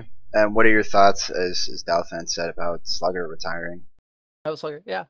I mean, he wasn't really enjoying the game a lot. He has other stuff going on, and he tried. He put up an effort, and just in the end, became too much for him. He wasn't really having fun. And like that's the main point of the game, is to have fun at the game. And if you're not having fun, it is the better choice to retire, other than forcing yourself through it and just not enjoying it, and then your attitude pouring over into the TeamSpeak and not making it enjoyable for the rest of your team. So I feel Slugger did the best thing in retiring. Yeah, exactly. I mean, he tried it out in an effort, unlike what Fuzzy did. But I can't really change anything there. So yeah, we have 2 players gone, but that's alright. That's some more roster spots you can fill with some talented RSLers. Yeah. Yeah, man. Well, thank you, PK, for coming on. Yeah, thank you. Unless Dial or Dalfan or Ace will have some other questions for you. No, I don't. I think we're all good, Oh right, my guys? god, the stream, the video is. Oh, I know. all so Yeah. fast. I sped it up. Is that Matt? I sped it up because we're gonna No. be. Someone play the Betty Hill theme song, am I right? No. We're gonna be getting into predictions for next week after this. So, and on Sunday we actually play the exact same set of games that we did here on Tuesday. So I was gonna sort of let this play in the background there. So I'll pause it briefly so we can go ahead and look at the predictions for next week. But yeah, thank you PK for coming on. Thanks for And having like I me. said, we will probably have you on at some point in the future too. So All right, sounds good. See you guys. see ya. See ya. Buddy left your channel. All right, so if we move into predictions now, we can like get a second to figure out Oh no, you gotta keep the fast video. how to stream. I mean, it'll come back. It'll come back. Okay, there we go. We got the predictions all set. So, for those of you wondering in chat, I did leave out predictions for the Dallas games that involved us because all three of us are on Dallas. So I feel like it's kind of dumb for us to try and make 6-0 make an for every argument single game. for why we should win every game. You know, it just feels I kind mean, of we're just the best, really. it just It's like, feels there's no kind of weird to competition. do that. So Just If you forfeit guys- every game. If you guys predicted the other way around, like if you predicted Chicago won the first game, probably get traded. So yeah, so we're gonna go ahead and leave those out. In the future, when we have someone who is not on Dallas as our primary guest host, Acebulf, we yeah. will Like we will go Acebulf? ahead. Yeah, like Acebulf as an example. We will go ahead and look more into that. We can ask what their opinion is. But for now, while all three of us are on that team, it's just a little bit weird. Interesting to note, though, I didn't really pay attention when I was making it, but we do have the tiebreakers against all three of those teams currently, Ooh. which is kind of cool, Okay, I that's suppose. nice. Okay. So, but that's what those are, by the way. Those are head-to-head records, and those are goal differential there underneath. And the team that is italicized is the team with the losing or loses the tiebreaker, and the bolded one is the team that would win the tiebreaker.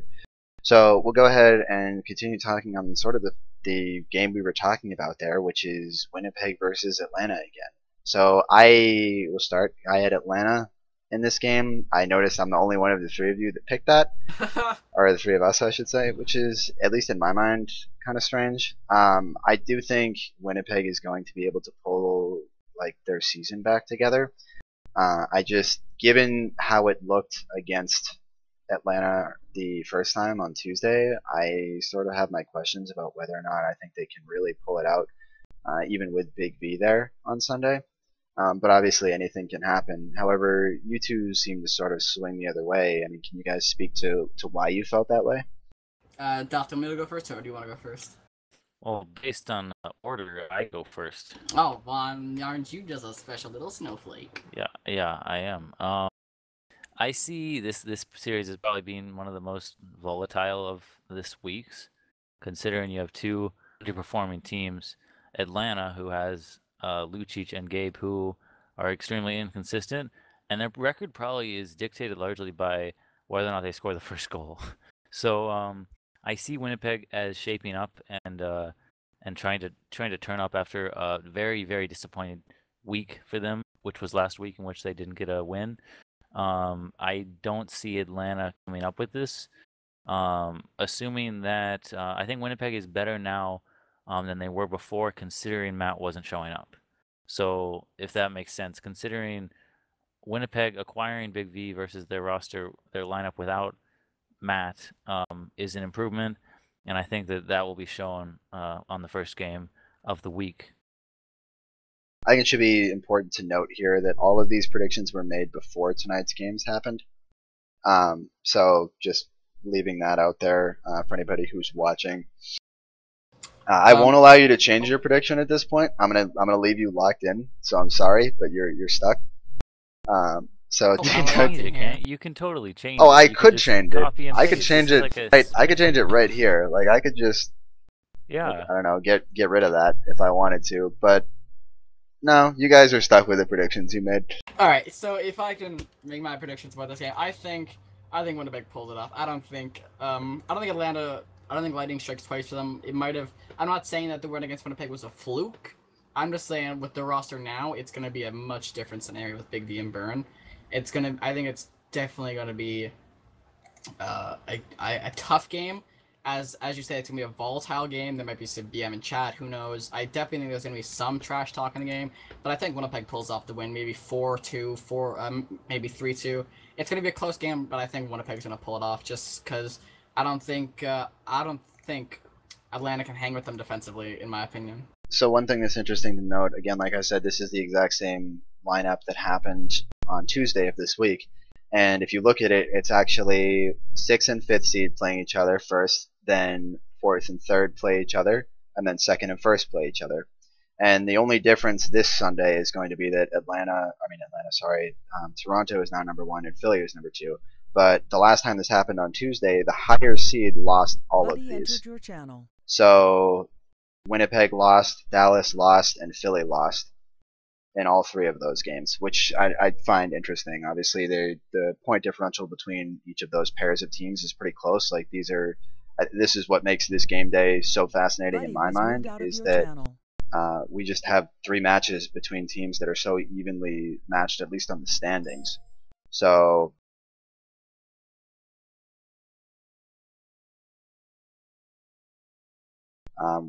but I don't know. I still feel like Atlanta a little bit better. I agree with your arguments, but I respectfully decline your opinions. Damn. And I'm going to say that you're wrong, and that Atlanta's Wow. going to win. And I'm gonna bet a Dragon Lore on it later. Ooh, so that means yeah, ooh. yeah. Those Alright. those CS:GO players will understand where I I'm hope going I with get your this. skin. Damn, ease win, ease skin. All right, let's move on to. It's autographed by Hunden, so. Oh shit. that Oh guy's shit. good. Oh That guy's shit. bad. All right, moving Anyway, on to the so moving on. Toronto Yep. Philly game. Yep. So Dull. Dick, you're the odd man out this time, so I'm gonna have you Oh, start. I go. Yes. All right. All right. So the last time, the past 2 times these teams played, one was a 5 overtime game, and the last one was a 3-1 victory for Toronto. And they split both the games. I think it's gonna be a close game. This one's definitely gonna be closer than the Atlanta game will be, and the Chicago game. Chicago's gonna be like a 6-0 mercy because Dallas is so good. But anyway, Philadelphia, they can hang with Toronto, but I think the McButts Leafs combo is definitely gonna, yeah, I think it's gonna pull out of the win, and then I think K-Bomb can keep them in there, but their defense maybe not be able to play with Taser and Zam, but the offense can definitely hang with Claude and JLalu, and I think that's what's gonna pull out the win, is that it's gonna be McButts Leafs over Claude and Zam, and then K-Bomb holding them in there. I think, yeah, so that's my opinion. Toronto's gonna win because they're better. There you go. Okay. So basically, they're a better team. They're gonna win. That's your No, argument. I think the offense is a bit more talented with having and plus the defense is not as good as it is on. I think defensively I give the advantage to Philadelphia. Goaltendingly, I think it's split even. Offensively, I have to give a slight edge to Toronto, and I think Toronto's gonna edge it out. I can So hear Dalfan Dalfan, tapping, so, he's you wanna go tapping or Dalfan? fapping, one or the other. Dalfan, you wanna? Hopefully the latter one. That's It me. was a clap actually. Was it a Ooh. clap? That was Slow a great clap? analysis. A slow clap? I'm not So- as statistically inclined as you are, but Dalfan can give us your statistical analysis of these 2 teams. Philly just lost the first seed. They're gonna wake the hell up.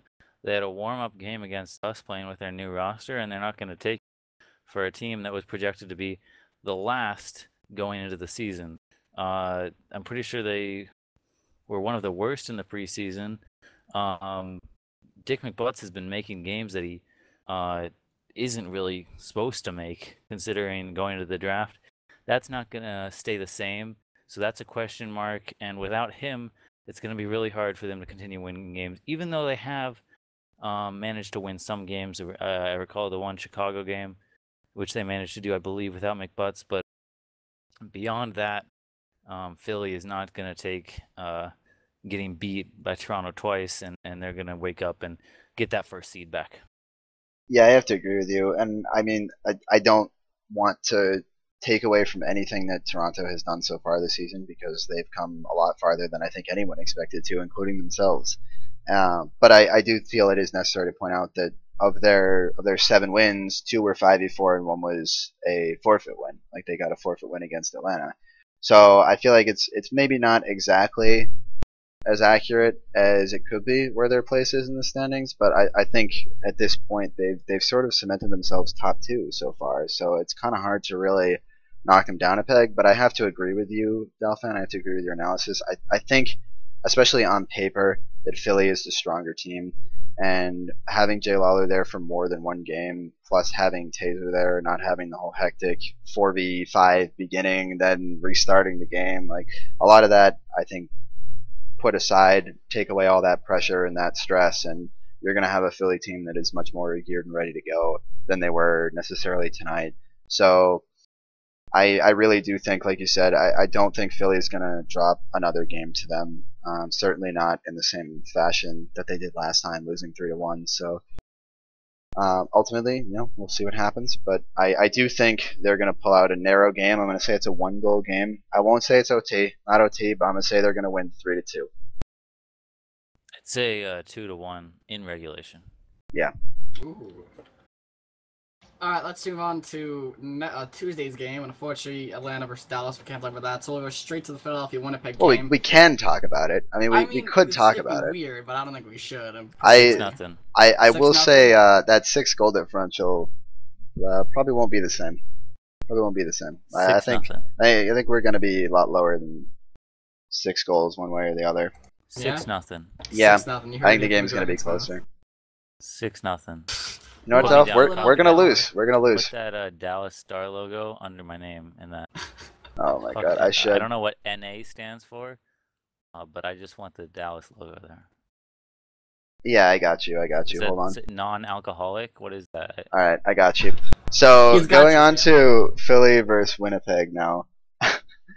So we just sort of spoke about Philly, and this is one of the 6 games that we picked for. This is one of the only 2 that we were all in agreement on. So, I mean, I think sort of makes sense. Winnipeg struggling so far, unable to really find their footing. Again, while I do believe that they are capable of coming back into it, I feel like if Philly's got their whole roster there, especially with another game against Toronto under their belt to sort of get used to having Taze and Lalu there on the ice at the same time and how that's going to pan out, I do really think you're going to see a night and day difference between what they were tonight and what they will be on Tuesday. And I think, I won't say it's an easy win, but I do think Philly will not struggle too difficult, or it won't be too difficult. They won't struggle in getting a win out of that game in regulation. I'm going to say like 2 or 3 goal win. Doc, you want to go? 2 or 3 goal win, okay.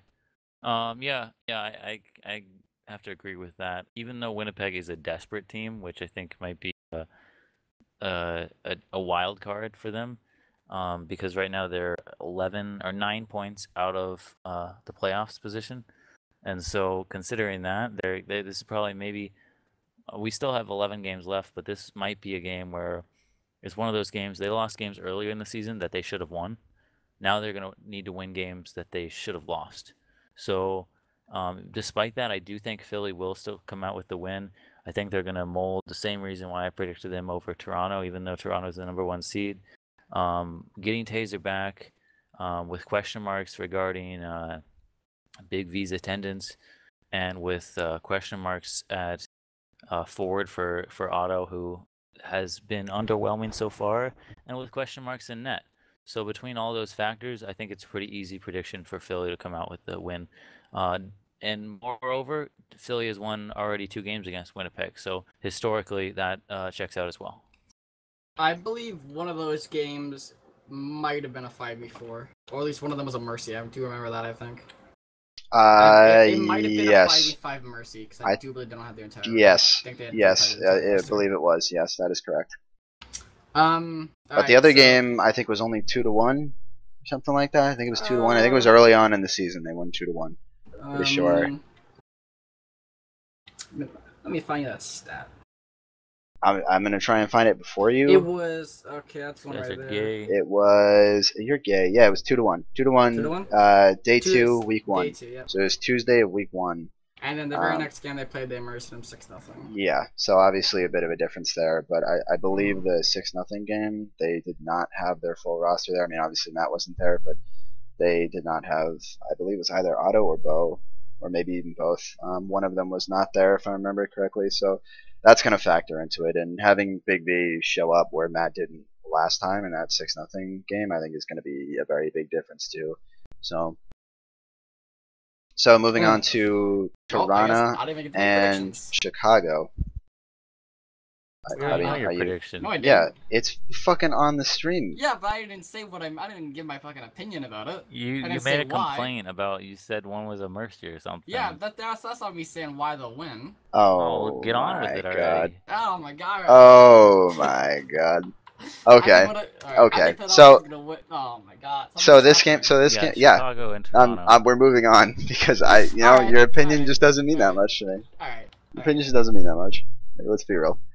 Okay, so he predicted Toronto Winnipeg, though, right? and yeah, he did. Philadelphia? Yeah, I think he did. That. No, I think he said did. Oh Yeah. my god. Because he made a point about one being like a 5v4 or something. Yeah, I think he was saying that Winnipeg is going to win. I think that's the point he was going for. Yeah, so you change that, yeah. Yeah, yep, I got it changed. Okay, it'll good. be there in a second. Okay.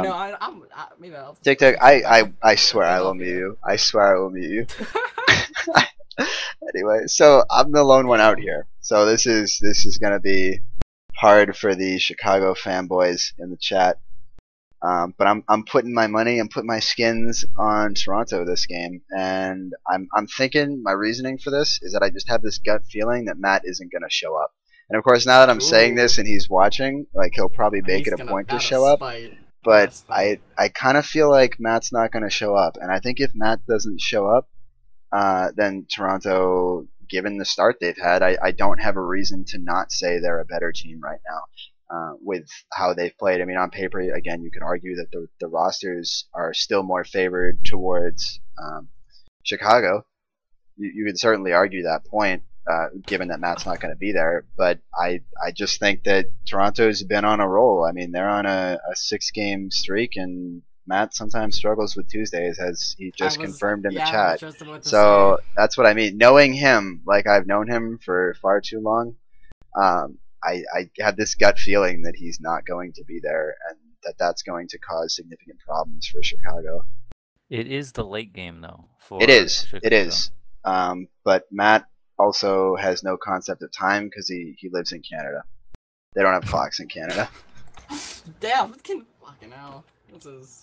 This is hate. Look, man, the number of times Matt has like slept through a game or just totally forgot about a game that like I've been on his team for, like I'm a little bit salty.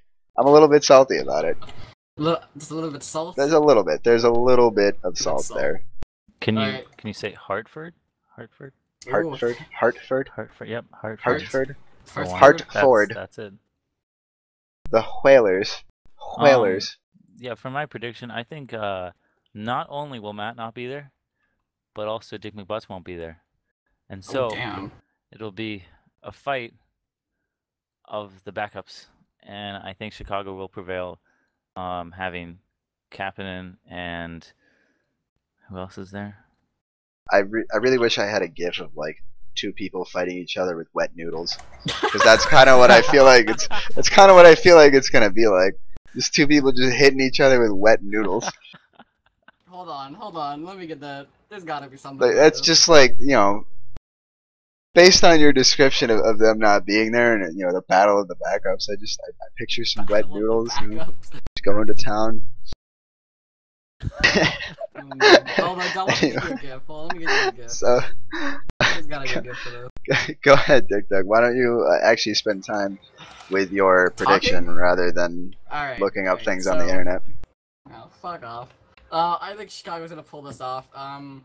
If it's sorry, I saw Matt said if Matt's gonna if Matt and TD are not gonna be there, as you said, Dalfan, it'll definitely gonna be the battle of the backups, and I have to give that edge to Chicago.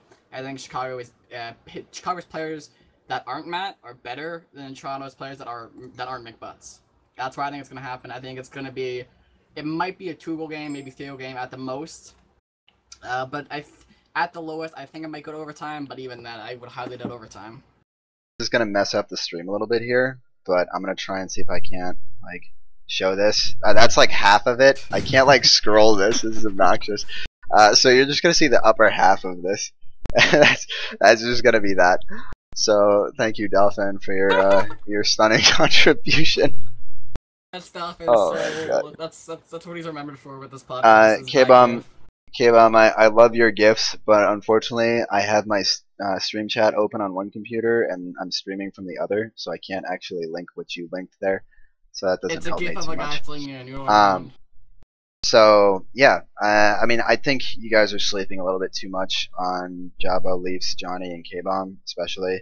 I think they've proven Trevco. so far this season. I mean, Trevco only played half the games. I don't know that he's shown Trevco up for a lot of them. Trevco's the So- best, Past two. Played the past two. Matt's played in the past too as well. Do you really think he's going to keep showing up? Damn. Not He also necessarily. Trevco doesn't have attendance problems. He has bench No, he doesn't. problems. Are you sure? Because I'm pretty sure he's played like almost every game he's been there for. I mean, Leafs, you can confirm in chat for us when you hear me, but I don't know. I don't know about that one. But even so, I think you're sleeping a bit too much on the rest of the players on Toronto. I do think that they've been just as important, if not more so, than McButts has been on the whole to their success this season. I mean, we talked about it earlier too, like how well K-Bomb is playing. Like if he can keep that up, I mean, I think K-Bomb wins the goalie battle between him and Doucette.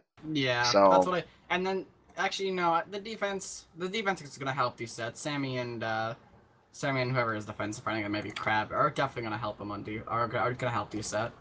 They limited down to 3 shots. If Doucette can make 2 saves like he did tonight, that's the win right there.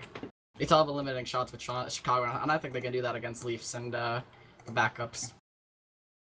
Okay, so happy to admit that I'm wrong. Thank you, Leafs. He's been showing up. Apparently, K-Bomb is saying he's had some connectivity issues, which I think he had with us during the playoffs on Dallas, if I remember correctly. The whole And- season. He had the whole Okay, yeah. season.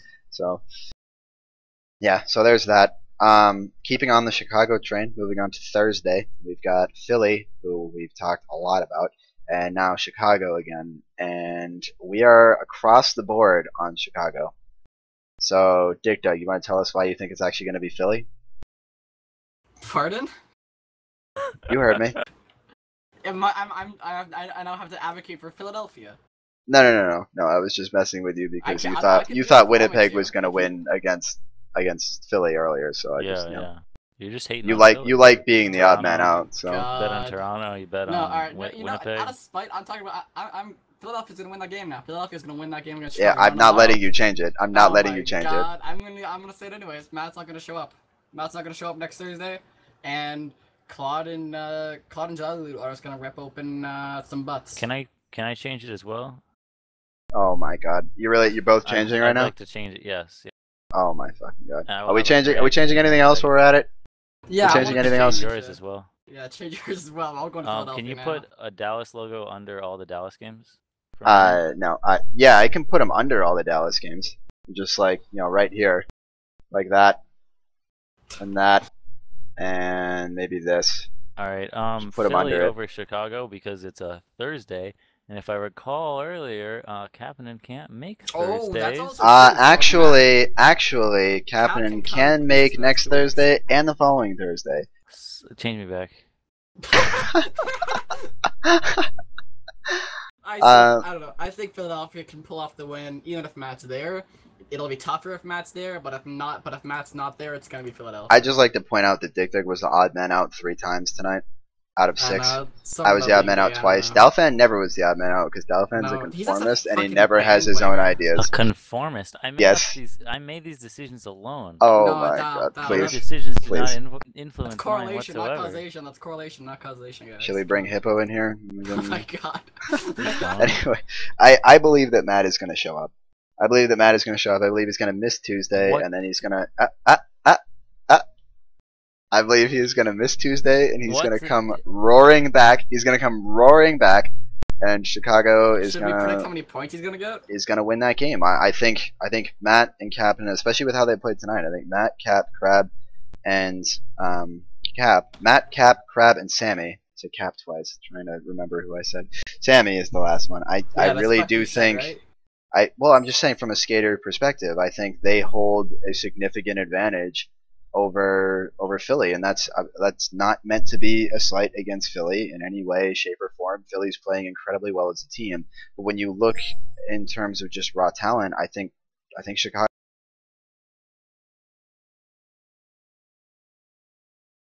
I don't know. I have a hard time picking Philly in this game, especially where Chicago needs this game if they want to pull back the tiebreaker between both teams. They really need this game.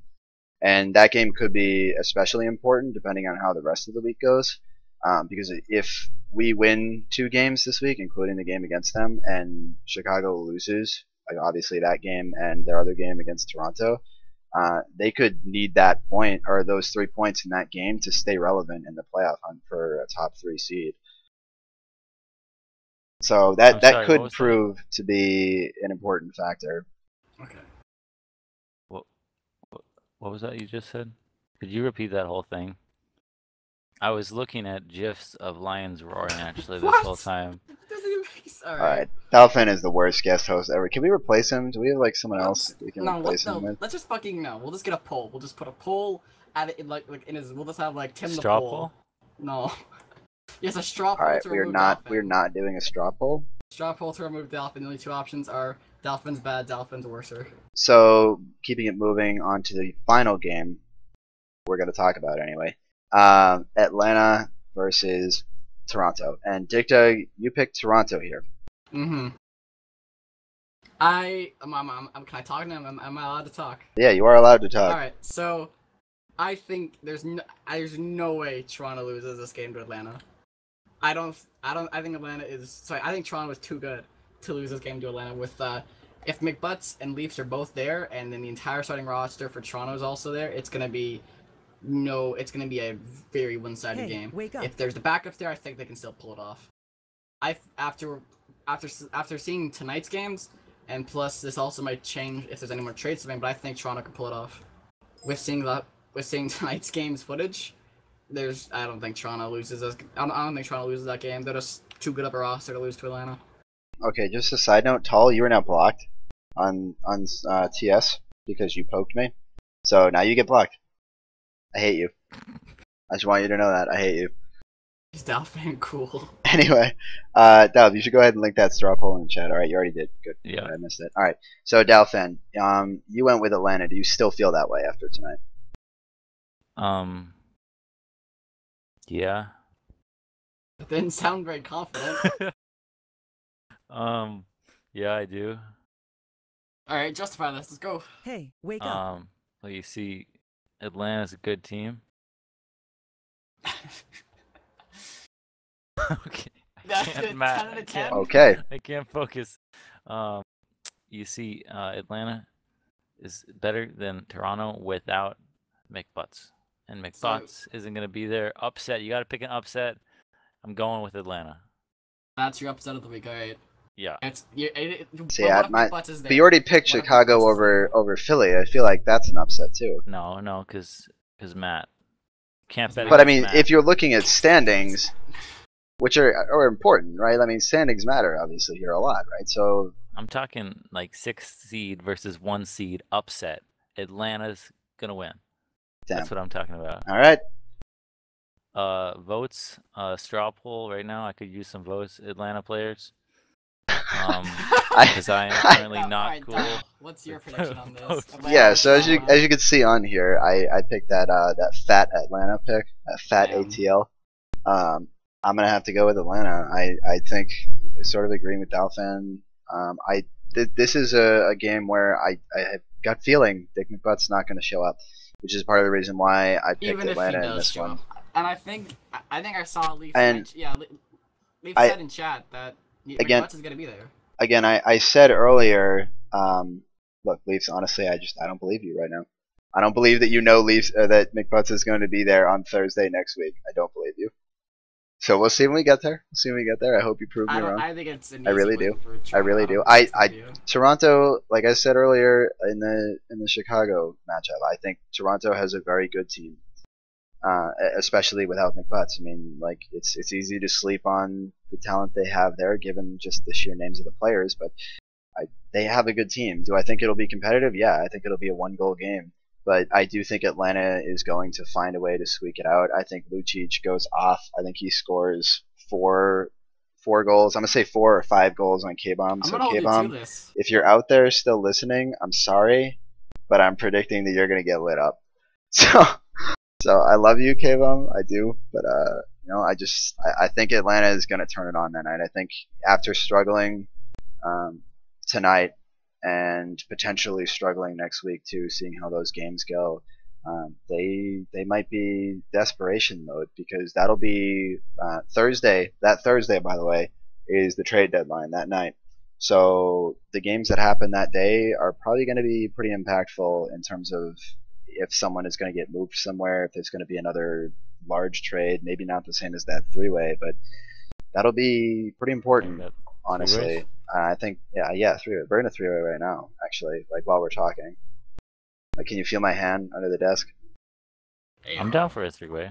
Heyo. Heyo. Right now, on the podcast right now. Anyway, yeah, so I think it's important to consider that that's the trade deadline, and that could be make or break for Atlanta. I mean, if they're still, if they haven't gotten at least 2 wins out of that week and have 3 to show for, I think they're all but out of the playoffs. I mean, obviously there's 8 more games to go after that, but I think they really need to string together a nice week and prove that tonight was an anomaly and not consistency, and that's really what I'm worried about for them. But I do think, like you said earlier, you got to be careful of a team that's desperate. Having only 1 win, I think they're going to be able to pull it out. I'm gonna have to kind of disagree, but let's move on to the next agenda for tonight, as we are getting slightly late. Yeah, so the last agenda, I don't actually have a graphic for you, which kind of sucks, because I wasn't really sure what to make for it.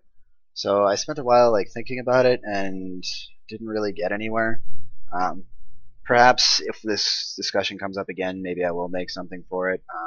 I feel like this might be one of the more talked about things on the subreddit from this podcast, because this is getting into the future of the league and where we're going to go from here, and what changes might we expect next season. And I know that we've talked about having 8 teams next season in the LHL, going 8 teams LHL, 8 teams RSL, affiliations, whatever. It could be a possibility, but we'll see.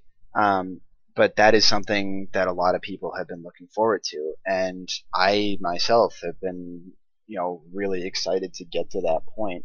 But the one thing that concerns me is that even tonight we had yet another, I mean, even though it didn't finish that way, we had a 5v4 game, which would have been our 7th 5v4 game in 9 game days, and that is really bad. That is not good. I don't have numbers for how many we had last season, but that is not good. We had 6 5v4 games in the first 7 game days, and now through the first 3 weeks we almost had 7 5v4 games, which is bad. The number of forfeits has been fine. We've only had 1 forfeit, so that hasn't really been too big of an issue. But those lopsided games are concerning, because that means that attendance has been a problem. And that means attendance has been a problem for a larger number of people. I mean, when you have 8 people on the roster, ideally you can field at least 5 every night. But the fact that we have teams that are only able to field 4 is disappointing. And that's a concern that, at least in my mind as a commissioner, is going to be making or is going to be a big part in making that decision as to whether or not we move to 8 teams. That's something I look at and say, that's scary. And another thing that concerns me from the perspective of moving to 8 teams for next season, and again, this doesn't mean it's going to happen, this doesn't mean my opinions won't change, this doesn't mean I don't want 8 teams, but when you look at the fact that we've already had 5 Mercy games through the first 3 weeks, whereas last season, if you had the 6-goal Mercy rule last season, because I think we still had 8, can't remember off the top of my head, but even if it was 6-goal Mercy rules, we would have only had 3 Mercy games last season, and we've already total, and we've already had 5. So that's another thing that's kind of not really great to see. I mean, a lot of that goes hand in hand with those 5v4 games, because a lot of 5v4 games wind up being Mercy rules. But still, it's just something that is concerning. And I want to look at, especially when we get to the end of the season, what the margin of victory is for every single team, because it feels like this season, maybe not on paper, but at least in terms of the standings, has been much farther apart between the top and the bottom than last season, where we had one of our most balanced seasons ever. So after I've ranted now for a little while about this, I mean, what are your opinions on this? I mean, are these things that concern you? Are these things that don't concern you? Are you excited for 8 teams? Do you think we should keep it 6? I mean, how do you guys feel? And this goes towards the chat too. Right now with all the attendance issues, we'd have to see the number of people we could think of that could be LHL eligible next season from the RSL. Cause that's the main thing. That's where we get most of the new people from, and that's where we're gonna have to see how many people can come up from that. Because if it's a small amount of players coming up from the LHL, coming up from the RSL into the LHL, then we really can't expand.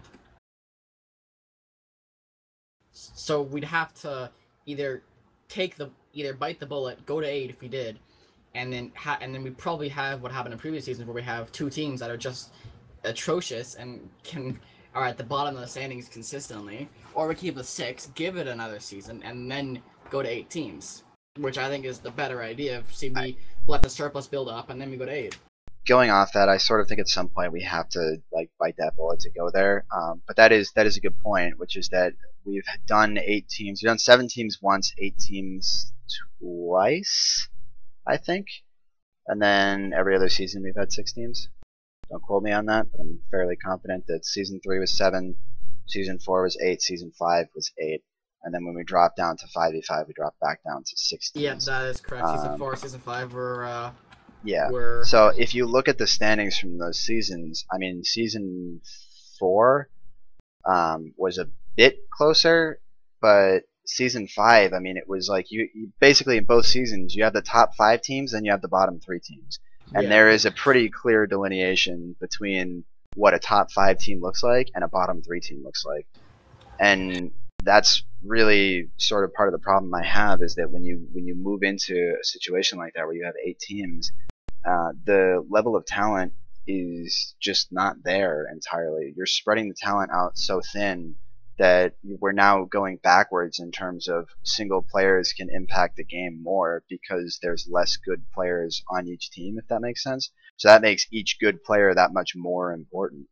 And I think that's a problem when you're going to wind up with a couple teams that have 2 of those upper tier players and a couple teams that have 1 or even 0. And that's when you wind up with teams like Minnesota that barely scrape together 2 wins all season long and are really just like a stat pad. I mean, that's really like in fairness, I mean, that's just like what they were. That's what those teams are. They really don't do anything in terms of like, they don't contend for upset victories frequently. Like there's nothing there. And it feels like you're just sticking 16 to 24, depending on 2 or 3 teams, people in a spot where they basically get to be irrelevant all season long. And it's like, yay, have fun. You're stuck there for 2.5 months. Enjoy. And like that's proven to not work in the past. And that from a managing perspective, where we're trying to keep the league as entertaining as possible for everybody who wants to play, it's hard to justify doing something like that, especially when the attendance is this bad, and that only compounds the issues we've been talking about. It's if I can just point something out, the point difference by teams was better season 4 than it was season 5. There was a smaller gap between the teams that didn't make the playoffs and the teams that did make the playoffs compared from season 4 to season 5. Yeah. And I mean, even then, like, you look at that 6th place team that does make the playoffs, and I mean, like, especially season 5, Detroit only had 5 wins the entire season. Yeah, and I mean, you could argue that Brooklyn really deserved that. I think they had 6 wins, but yeah, you could argue that they deserved that playoff spot given the whole controversial goal, no goal substitution call that many of you listening right now probably won't remember. But that actually did decide whether or not Detroit or Brooklyn went to the playoffs. But even now, either way, I mean, Detroit ended up getting waffle stomped, for lack of a better word, by I think San Jose. And we were absolutely destroyed. You would have met the same fate if it was any of the other 2 bottom teams. I mean, that's just how the cookie crumbles there. Like, there's just no contest between the 3rd seed and the 6th seed when it's that big of a spread in talent and that big of a spread in the standings too, like it shows. So it's worrisome. from that perspective. Dalfan, I've noticed you stay quiet on the subject so far. I mean, what is your opinion on it? Do you think we'd be ready next season? I think that right now we're going in kind of a transition phase in which we're seeing some older guys get burnt out, and that's the cause of the lack of competitiveness for some teams. I don't see the recent increase in mercy wins as I think the cause of that is more bad bad management largely, rather than anything regarding depth or like we have enough players to field a successful league of 6 players right now at least, and we have enough players. Potentially, I'm not sure. It depends on how development happens, and it depends on signups and everything. But if we have enough for next season to go into 8, then I think that we still do. I don't think that the recent increase in 5v4s and in mercies is a cause of or a result of us not having enough players. I think it's a result of GMs drafting in a way that one team gets a little bit more stacked than the other. Right now, I think Dallas has 6 starting players, whereas some of the other teams may only have 4. So it's just kind of how that has happened. With retirements also is a question mark. I think that is largely what the cause is, because Atlanta has a forfeit and 3 4v5. So I'm not sure what the total is on that, but that's where I think the attendance and mainly the attendance. But if you want to look at talent-wise, I do think that we're good enough, and whether or not we make the transition, regardless, when we go to 8 teams, unless we get some kind of crazy development from our affiliations, which is potential with the latest successful recruitment drive, unless we get that, there's going to be a season in which it's kind of like a rebuilding. You know how NHL teams have rebuilding phases? Well, that'd be like a league rebuilding phase in which the talent isn't quite as great, but you have 8 teams, and so there's pros and cons to it. I think that's a fair assessment. I mean, we're still game planning for it. Like, I'm still intending on trying to push to that 8-team length, especially because I know it's going to help the RSL out a lot if we push that and we do 8 and 8 instead of this 6 and 10 that's going on right now. So we're still going to try and push towards it. I don't want to seem like everything I've been saying is just like, oh no, we're definitely not going to do it. I mean, a lot can change between now and the end of the season, and I mean, we'll see. It's going to be something that it's going to be a big decision, because obviously, like, that's a big change. I mean, that's what, 16 more LHL players added at once, which is huge. I mean, that's a big jump. That's actually the biggest jump we've ever had, because we usually slowly graduate from 6, 7 to 8, and now we're just jumping because fuck having 7 teams. That's such a pain to deal with, and bye nights and everything.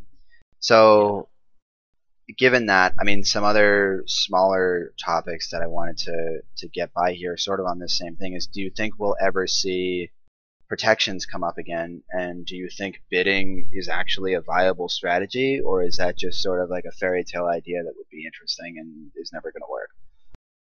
I don't think bidding is going to work. I'll comment on bidding. Bidding as a system would work, but not everyone would buy into it, so it won't work because of that. Like, there are players who vow to retire if we did bidding, even though bidding itself would be a functional system, even though it would be kind of complicated and maybe not all the players would understand it. Bidding as a system would work. It's just that the players wouldn't buy into it, and so it won't work. Okay. What I think protections are an idea we'd have to view farther down the line, and I think protection would come up with maybe the bidding and contract kind of system that's been the ideas that have been proposed to the subreddit recently, with Captain talking about the contract system. Protections that just themselves, I do not think we'll ever see it unless the league gets to maybe 12 or 16 league teams, which we will not see for several years. So to conglomerate in the near future, we will not. I don't think we'll see protections, especially if we have 8 teams or 6 teams. Yeah, protections were a big part of the reason why the league was imbalanced, and it's because not everyone really gets an equal chance at protecting somebody who is as talented. Like while one team gets a chance to protect Matt, another team might only get the chance to protect, I don't know, Dick Dug, and like let's look at the difference between them. Like which one is better? I mean, which one is going to contribute more? Who are we putting up against me? Who? Matt. Matt? Damn. Because keep in mind that players can decline protection, so you're not necessarily guaranteed the best player on your roster next season. So that was an interesting change there, but still, I don't know. I think as much as I would love to see a way for GMs to maintain a roster and sort of build a roster, build a team through multiple seasons, because I think that's incredibly rewarding to do. And I think that's one of the most satisfying things you could do as a GM or as a team player is to be involved in that and to like grow together and improve together. Because I've been there, I've been through that, and that was awesome. I mean, that was amazing. We didn't win a cup at the end of it, but it was fantastic, and it was 100% worth it, and I would do it again in a heartbeat. And now, I mean, that was when we got 2 protections, and now we get none. So it kind of sucks for the GMs because you're taking away their ability to build something consistent, to build something that they've put months and months of work into. And I don't know, I mean, as someone who's GM'd before, like that's something I really wanted out of it, that there's just no other way to replicate, unfortunately. However, I do agree that protections are probably not a good idea. I don't think protections would ever work again because it allows too much for manipulation. If you don't have a protection, you can just go and acquire one and stack a team that way. I just don't think there's a way to make that work. And I think it takes away from part of the show of the draft in which all the best players are already grabbed up and then you just have a shuffle of the remaining players. But in terms of replicating a roster, I don't think that it's that impossible for a general manager to go in and try and reacquire players that they previously had. And it's something that I've done. 4/5 of Dallas season 7 is now on Dallas season 8. It's not that hard. It's not impossible with the system that we have in place, and the system that we have in place kind of replicates the effects of a cap league in which you're under pressures from other people. If you have success with a team, those players who are on your team, their value is going to go up, and they might go higher in the draft. So it's kind of the same aspect of a cap league. If you're successful with players or your players are successful, their value goes up. Instead of we're talking about contracts, we're talking about their draft value. So I mean, we're not that far off, and it's possible under the system to recreate teams and play with players that you like. Dial, you've been on my team, even though you came on to Dallas pretty late. When you look at Byrne Wernham, he's had Bo on his team in back-to-back seasons. So, and there's patterns of that throughout the league, of players getting to play with players that that they like, because whether it's them taking steps to try and step up in the draft and acquire those players, or whether it's them picking them early just because they trust them more to play with him rather than a wild card who you don't know how their attitude's going to be. I don't think that our system is that bad. Does that make sense? Yeah, I sorry to cut you off here, Dick. I just wanted to get into a couple things that have been pointed out in the chat by Leafs. Just some interesting things that trades aren't allowed anymore of picks.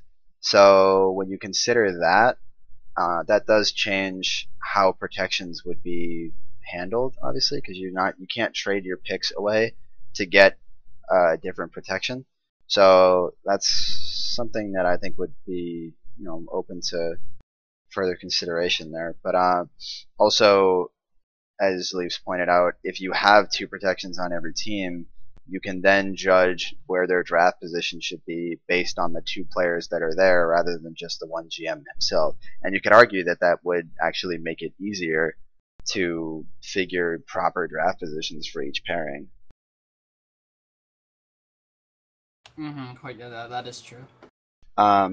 So Leafs is asking for us to talk about dumb GMs. So Dalfan, I know you feel very strongly about this being a dumb GM. Could you give some insight into some other dumb GMs?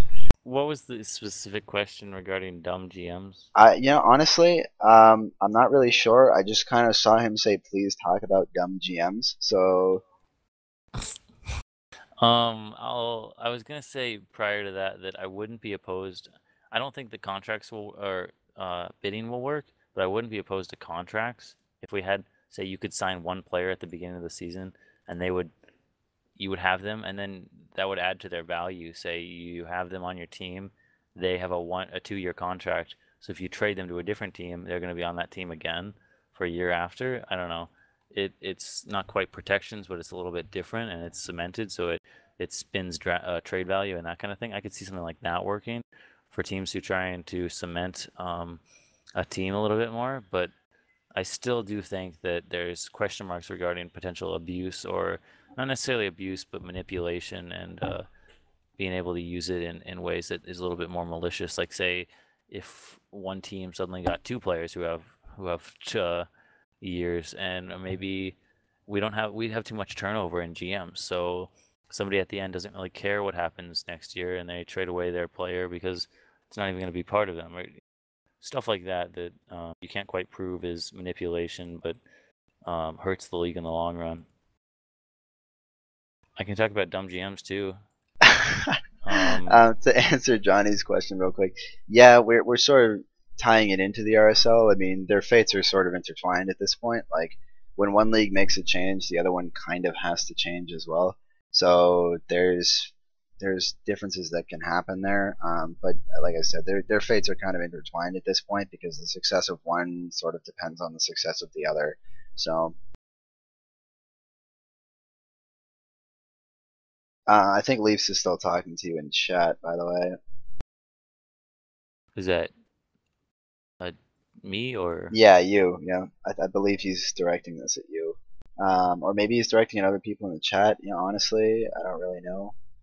I am back. But he's basically talking about why trades were allowed in the past, and how the way GMs approached the protection process in the past would be drastically differed by, one, having better GMs, or GMs that understand the repercussions of their actions a bit better, and 2, by, again, not having draft picks being allowed to be traded, and that in fairness would definitely change the landscape of how the protection plan would work. I mean, it would definitely change how it would look at the end of the season. And like I said earlier, you have to remember that not every player has to accept. It's up to you to accept. And obviously, I think, like, whatever player you got, we would probably go with Leaf's suggestion of taking that protected player and the GM, and then sort of trying to average their skill together versus each other pair. The only problem with that is that it kind of forces you into having a protection, which might not necessarily be worth it in some cases. So there would have to be some planning around there, because in the past we've given compensatory picks for if they did not take a protection. Started out as a first-round pick, but I think we moved it to a second-round pick the last time we did it. If you don't protect someone, you get an extra second-round pick. So definitely something to consider. I mean, does that change your opinion at all, Dalfan? Or See, like, my problem with protection still remains, like, it enables general managers who have good teams to maintain that good team going into the next season, and it puts teams that are bad in a position in which their bad team will be maintained into next season.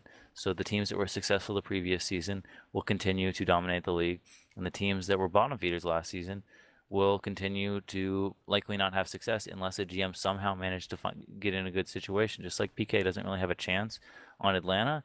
If that were to turn around, Atlanta's not a good example because they could potentially protect PK or Lucic, but if Lucic were to decline that protection, then Atlanta's going to be bad for not only one season but 2 seasons in a row. And I apologize for any Atlanta players who have playoff hopes, but so that's my problem with it. Is it's just going to perpetuate bad league balances or league imbalances. So I don't think that it's in our best interest as a league. Sort of going off that, the biggest problem that I have with it, as much as, like, personally I would love to be able to have protections again because of reasons we've already spoken about, but the biggest problem I have with it is that when a team, like if Crab were to protect that means that literally no other team gets a chance to protect. Like, that's one less good player that any other team can draft. And that's where you get into those situations where the team that didn't have anybody worth protecting, or the team that doesn't have, or their star player doesn't want to be protected going into next season, now what are they going to do? Because most of the other teams are going to have their star players already protected. So it's kind of like you're being set up to fail because you're being put in a position where you literally can't get a team through the draft that is as talented as one they're being almost gifted from last season. And I think that's where a big part of the problem comes through.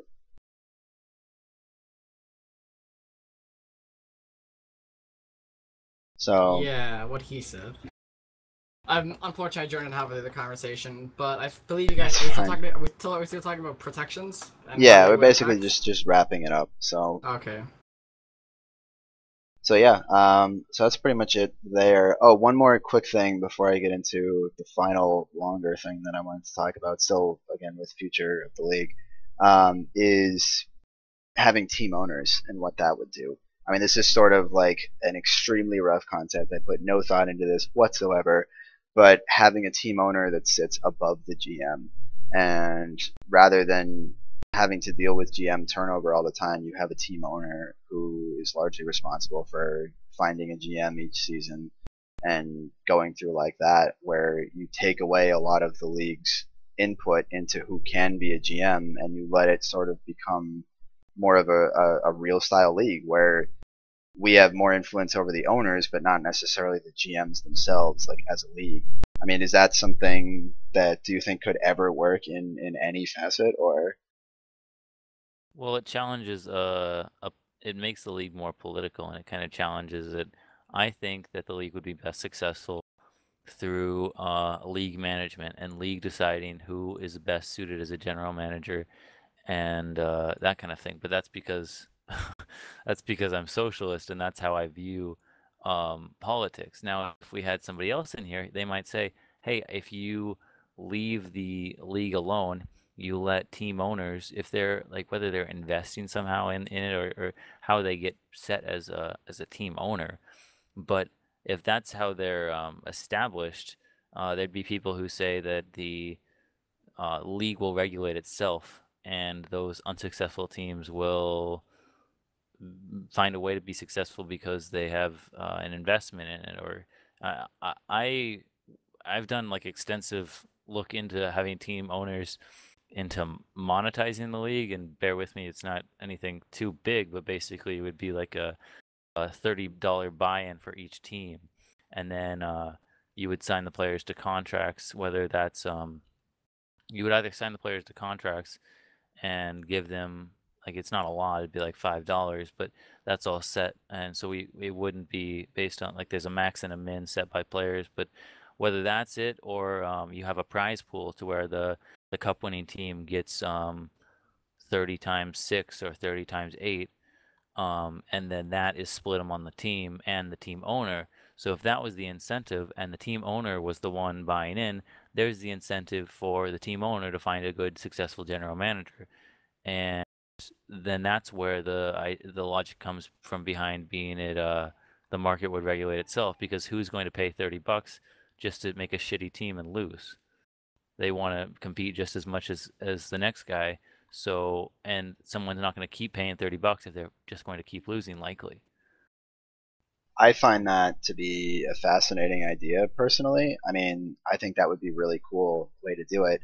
But the problem is that I feel like a lot of the players who aren't going to take it as competitively would start running into issues, because when there's money on the line, even a little bit like that, each player who plays competitively is going to take it that much more seriously, because they're actually playing for something other than just like writing on a page on the internet. Like, they're playing for something more than that, and I think that would cause issues with players that just like to play the game to have fun, because you're going to wind up shifting the league away from a situation that favors them, or that allows them to still play without necessarily having to practice all the time or having to be good, having to be great. And that's why I never really proposed the idea, because I didn't see it as something that the LHL wanted to turn into, and unfortunately our community isn't big enough to where this could just be an alternative tournament and we could do that in pair with it. That's just, our community isn't large enough. Now, with that being said, we talk about how some players who might not be the most competitive wouldn't be too interested in it, but on the flip side, for some players who might be getting kind of burned out, it might be a refresher in which it adds excitement to them. So now they could potentially win whatever it is. It'd be $30 by player or something like that. So then they would be revitalized and be more interested in it again. So I think it goes both ways, even though for the most part it makes it less friendly. It makes it less casual. It makes the LHL, if we were to do it here, or whether we do it somewhere else, it makes hockey question mark in general much more potentially salty. Yeah, and that's really what would concern me, is that I feel like there would have to be, or there'd be a lot more issues, especially between specific players, with players in specific teams. Like I think that would all become a lot more of a problem than we see it right now. And while I think it would be really cool to try out, I think, sort of like you said with the bidding system, I don't know that we would ever get the entire community to buy into that concept. Yeah, that's fair. But I also think that maybe you could hold a $15 buy-in for a tournament, and maybe it'd be 4v4 or something like that, so that way you could get as many teams as possible. And you would have that as the tournament. It'd be maybe an off-season thing or something like that. Get 6 teams, get 8 teams, and you have a round robin and then playoffs, something like that. Or maybe just best of 3 playoffs, go straight into the playoffs, and you run it like that, and the winner gets the prize pool.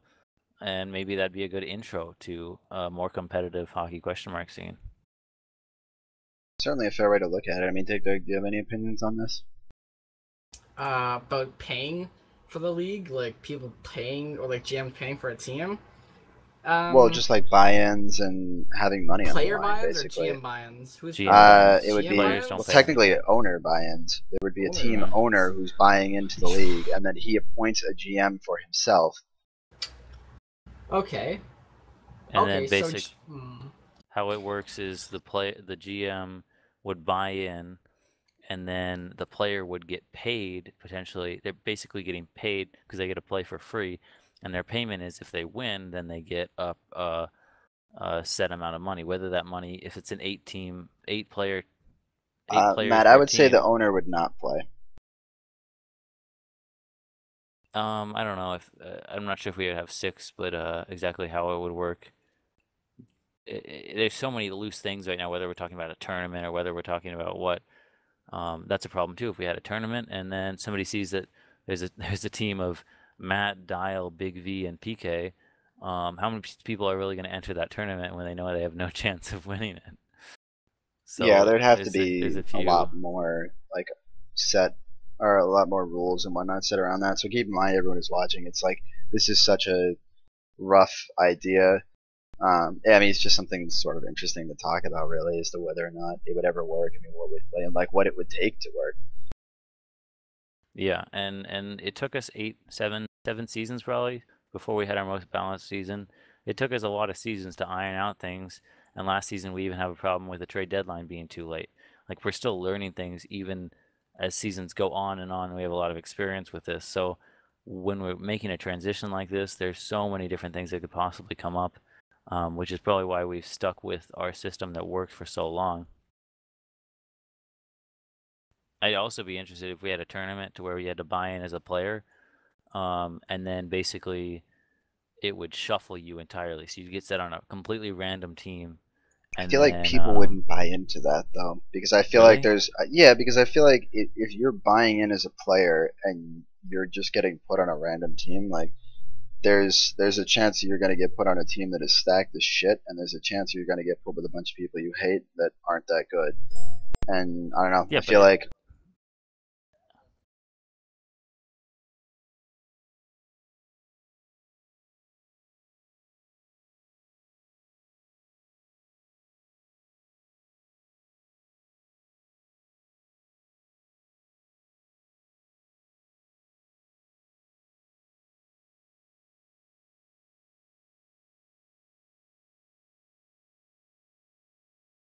yeah, but I mean, I see it. It wouldn't be like a permanent thing. Like it would be a short tournament, and so it wouldn't be like, it'd be a shuffle. It's kind of lucky, kind of fun, and then there's a little bit of money on the line to make it interesting.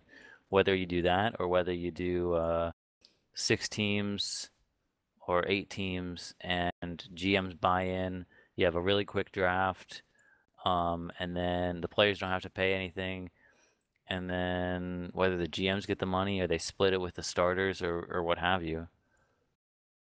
But like there's potential for things here that would work, that whether it's not put in partnership with the LHL, whether it's a standalone tournament type thing where you have a little bit of fun and you make it interesting with some money, and you spin it that way to where it's just it's still casual, it's still fun, but it's interesting as well. And you make it so that the players can still participate, because we have a lot of players who don't necessarily have access to like a PayPal account, so they wouldn't be able to buy in.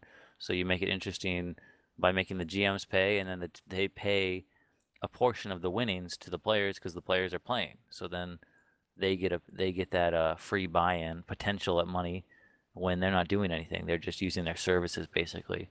And then the owner who's buying in, it's kind of a tough thing for the owner, because then he's only getting maybe double his money, or 25% of the pool, because he's having to pay his players. So that's kind of how it works. Maybe it'd be even like a bidding thing. I'm talking a lot here, but like a bidding thing, a tournament where you have a buy-in, say, of $15 or $20, and then you pay for your players using the winnings. So you negotiate and say, if we win this tournament, you'll get 20%. If we win this tournament, you'll get 10%. And so you all the players sign on to a team. They don't pay anything. Only the GMs pay anything. They do the tournament, and if you agreed but you didn't win, then you don't get any money. If you won the tournament, then you get your agreed upon amount. And then I don't know. I think that sounds like a pretty interesting idea, and hopefully it wouldn't create any salt. And because it's not the LHL, because honestly, I don't think the LHL, that's in the whatever dreams of the LHL to spin it in that way, to where it's a competitive, super uber competitive league with stakes on the line. It's even though it was built as supposed to be a competitive alternative to the HQM, I don't think it's supposed to be that competitive. That's a fair point. I think as a separate tournament, I feel like you'd have a much larger chance of being successful with it. But I do think at the same time you're going to get a much reduced number of signups for that. I just think it would be something that you're not going to see as many people gravitating towards. And I still don't really know when we would play it. I suppose it would be an off-season thing, but it feels kind of wrong to push the off-season back for anybody who's not involved in that tournament, just so they can wait for that to finish. Well, so, it could be a tournament that's held like on the weekend. You have the first round on a Friday, second round on a Saturday, and the finals on a Sunday, something like that. And in terms of not getting signups, I don't really see why players wouldn't sign up, because they don't have to buy in anything, and they have the potential to win money. And if we're talking 20% of a $150 prize pool, I sure as hell would sign up for that. And because there's no risk either. You get to play in the tournament. What about what Goose is saying, where it's like, how do we hold up GMs or team owners, however you want to look at it, to their end of the bargain? They're like, how do you guarantee that a player is going to make, or is going to get the money that they previously agreed on? Well, it would be all tracked before the tournament started. Everyone would get their agreed upon amount, and it'd be confirmed with the player and the general manager. That would all be tracked by some league tournament official, and then all the money would go into somebody who is managing it, and then that would be paid out directly to the players and to the GM, not paid out to the GM and then the players. So okay, yeah, it would all be managed to make sure that there was no corruption like that. Okay. So I'm gonna take a quick aside before Matt dies of waiting here. He really wants to play his Leaf Sucks song over his stream, so I'm gonna bring him in. Buddy was moved to your channel. Hello, Matt. Matt. Leaf sucks. Mighty Dicks. Indeed, yeah. Leaf sucks. That big dick. Two mighty dicks, dicks. Two mighty dicks. Just like that, Leaf sucks. Dick slapped on, Leafs. Dicks are getting a shot on, Leafs. Leaf sucks. Mighty dicks, mighty dicks, mighty dicks. Tried again there, but didn't get quite right angle on it. Mighty Dick sucks. Mighty Leafs. Leaf sucks, no cap. Mighty Dicks. I see Mighty Dicks. Leaf suck. I see Mighty Dicks. Get pressure. Get pressure. Get pressure. Get pressure. Leaf sucks on the move. Oh my God! It's a girl. Oh my God!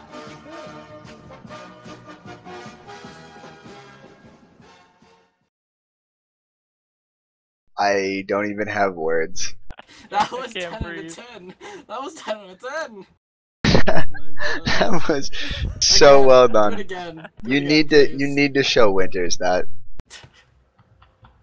It's so good. You need to show Winters that. That is fantastic. Anyway, thank you, Matt, for that. Buddy left your channel. Buddy was moved out of your channel. Buddy was moved to your Totally channel. meant to grab Please. Matt, and I grabbed you. Please. Oh man, that's interesting. Please. Like, you can go now, man. Like, I'm done with you. Anyway, so the very last thing I promised that we want to talk about was actually something that I've been kind of hoping we would lean towards at some point, which is sort of an alternative to trying to go 8 and 8, and that's creating a middle league. And for just the sake of discussion, we'll just call it the middle hockey league. Boo! Oh my God. Boo. Boo this man! Boo! Boo. Anyway, so Done. Dick Doug, as one of the people who has said he would commission this league, I'm gonna lean Did on him I? a bit. Yes, you did. You Yeah, I told me that you did? would commission this league when we spoke about it during the off season. So, Alright, I guess I did. as strange of a concept as it is, I really do think it would solve a lot of the problems we would have if you had 3 leagues, each had 6 teams, and then there were 8 players on each team, and we brought back overlap between the leagues. And what I mean by that is you'd have 48 roster spots in each league, but like, let's say you look at the LHL, right? The top 5 players all get to play LHL. They play LHL only, but players 6, 7, and 8 get to play in the LHL, and they get to play in the middle league. So ideally, those 6, 7, 8 players from the LHL are 1, 2, and 3 in the middle league. And then you do the same thing with the middle league and the RSL. You do 1 through 5, and then 6, 7, 8 from the middle league are 1, 2, and 3 from the RSL. So you do an overlap like that where you get to no players that are ever going to be stuck benched anywhere in any of the leagues. And we get to a point where we have talent spread out much better rather than kind of this awkward spread we have now where the top end of the RSL is way above the bottom of the RSL. Like, I just think it would solve a lot of the issues that we're having in that middle ground between where does someone belong when they're not new to the game, but they're not quite ready enough for the LHL yet. And I really do think that would help to solidify those issues. And I went back and looked at some numbers for it, and right now, I looked at active players right now, and I counted players that have played more than 3 games this season, so like half the games, in both leagues as active players. And that left me with 60 out of 154 rostered players are not active by that criteria.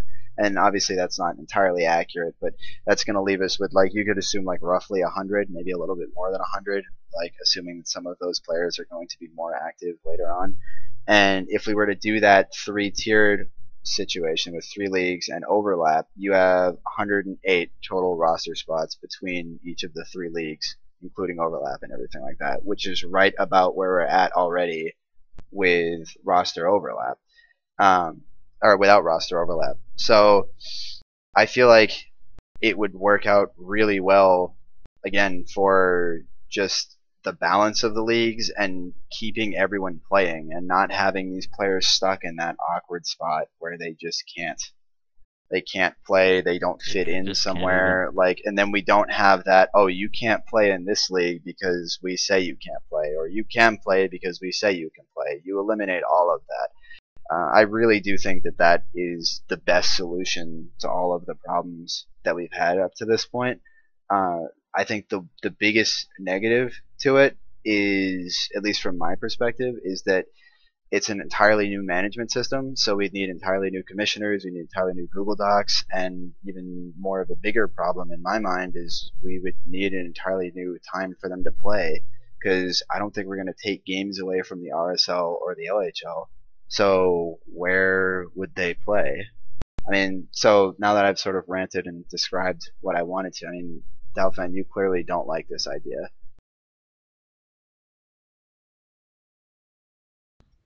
Boo! Boo. Actually, no. I think the middle league's a good idea. Whether or not we have the amount of players to do it is another question. That's the thing. Well, again, I mean, looking at the active players, we have just about 100 players right now that have played 4 or more games in either of the leagues so far this season. And out of a potential, this was before tonight's game, so out of a potential 8 games to the LHL and 7 in the RSL, that's pretty good. Like, that's good enough to where I would consider them active players. Maybe not active enough, but that's still an active player in my mind. That's where I set that limit at that like 50% line. And that would require, the system I'm talking about would require at a minimum 108 players. And if we have more than that, like, we could just bump out the RSL rosters a little bit too, or just bump out the size of each team by 1 to 9. And that's like a pretty simple fix. So you don't think there's enough players for that? Yeah. Like, so how many players? So if you have 16, so, like, how many players do we have in the LHL right now? 48. 48. Okay, how many players do we have in the RSL? 106. It's 106. Yes. Okay. Now, are you? Now this active pool of players, is that from both leagues? Yeah. Okay. So how do you guys split people up? We've got 100 people, so we're gonna have like 40, at least 40 in the LHL, a good amount going in the RSL. Where are we gonna find the players to go in the middle league? What do you mean, where? I just described it. In the LHL, you've got your top 5 players, and then you have your bottom 3 players. Bottom 3 players, and then the next set, which would be the top of the RSL right now, would move into the middle league. Yeah, but I mean, like, in the 100 active players, I don't think there are enough players to have even with overlap. I don't think there's enough players to fill all 3 leagues competently. See, I disagree, and I think the numbers back up my argument there pretty accurately, honestly. I think you're not incorporating in the fact that players want to play in the same league. They want to compete on the same level, and it's hard to get hype for a league when you're not even playing in that league. And it's hard enough for the for LHLers to keep track of the RSL.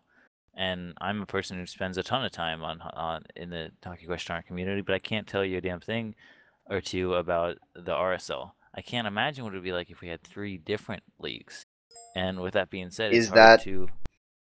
Is that more important than allowing everybody to play with people that are closer to their skill level, and just in general allowing everyone to play?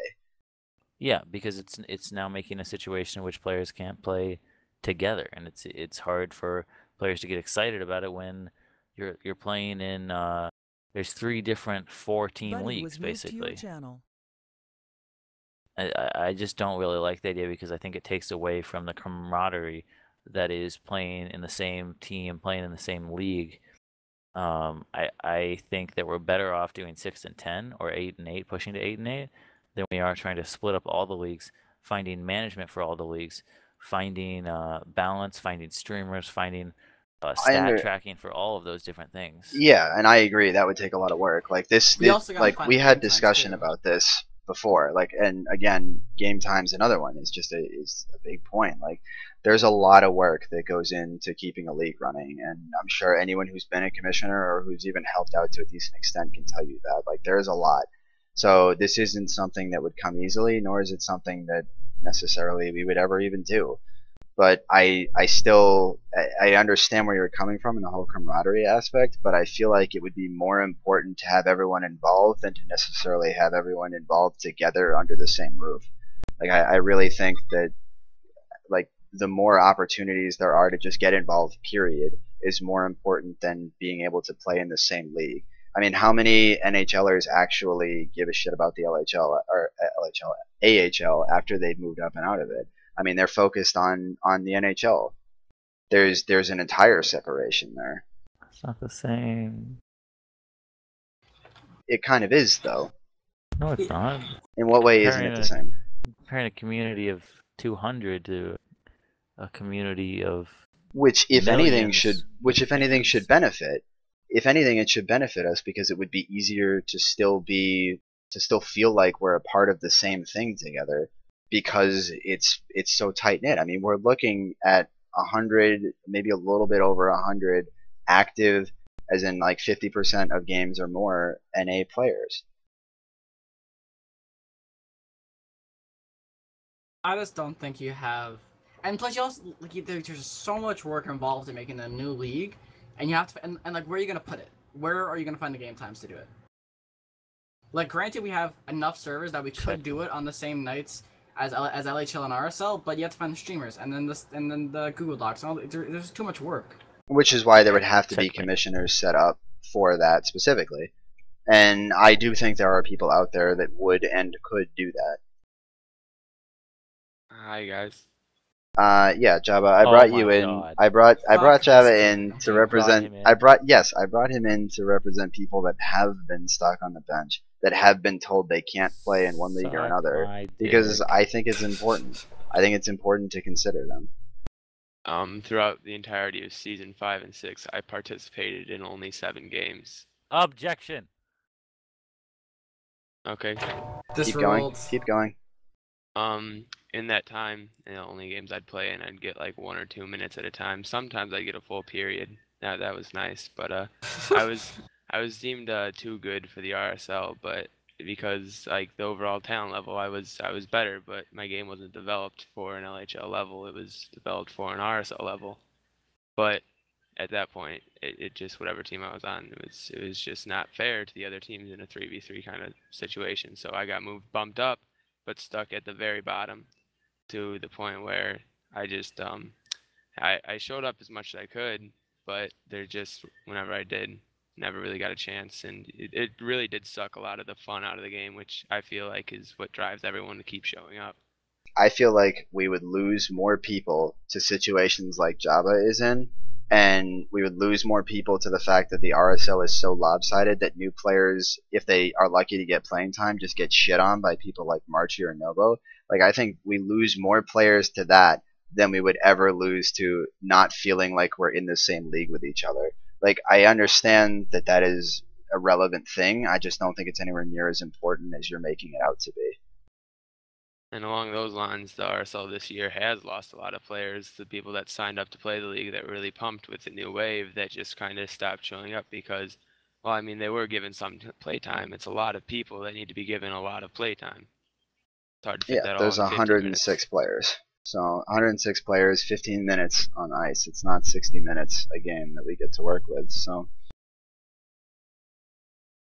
I feel like it would, at least personally, that I understand the struggles behind it. I'm not saying it's necessarily a feasible idea. I feel like that would be better in the long run for maintaining our community than what we have currently, in terms of like keeping new people coming in to replace the people that are feeling more burnt out and getting tired of the game.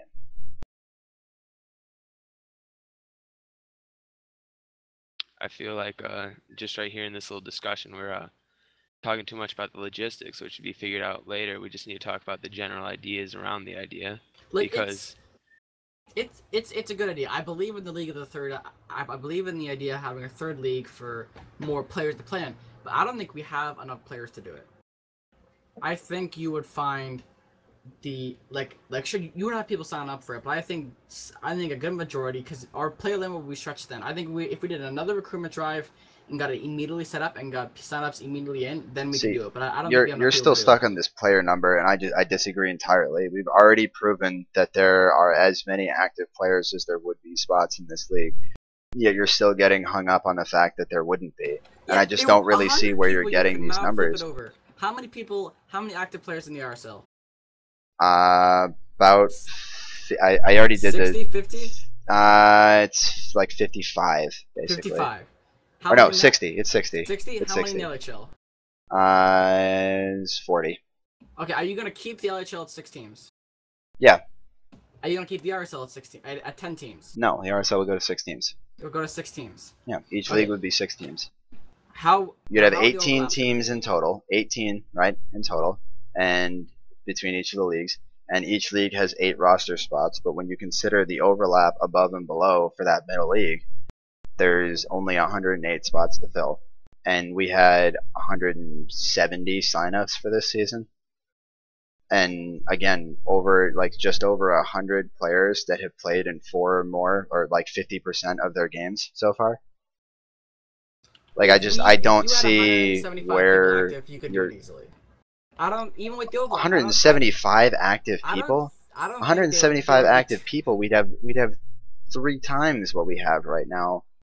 You would have too much overlap. You would have too much overlap. I think overlap's honestly not a bad thing. I think overlap is the best thing.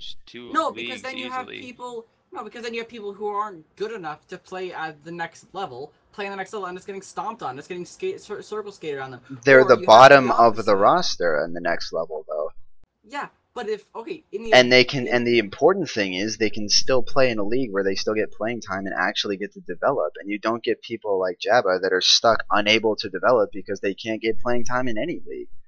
I mean, look at Slugger. Slugger was exactly the same way.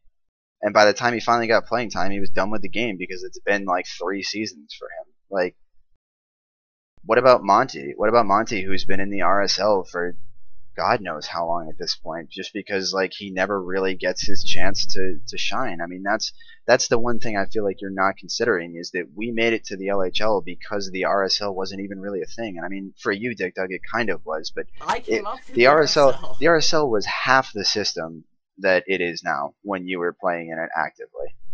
I mean, and let's be real, like it was half what it is right now. Oh, I could tell you for certain getting out of the RSL is basically impossible at this point. It is incredibly hard. It is incredibly hard because the number of top players that actually like retire or disappear every season is like 2 or 3. So we're moving up 2 or 3 people at a time, which you just get this backlog of players that like, yes, I agree they might not be ready to start right now, but at some point they have to get starting ice time or they're not going to get better. Like, they're not going to get better by just sitting there watching other LHLers play. And if they don't ever even have a chance to prove it, what's the point? And I mean, that's where you start losing more players. And I still think that is a bigger problem and will continue to be a bigger problem than anything that would come up with this 3-way league. Any of the negatives there. Especially the camaraderie aspect.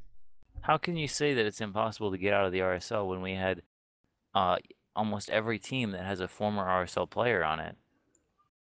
Like, I can list them.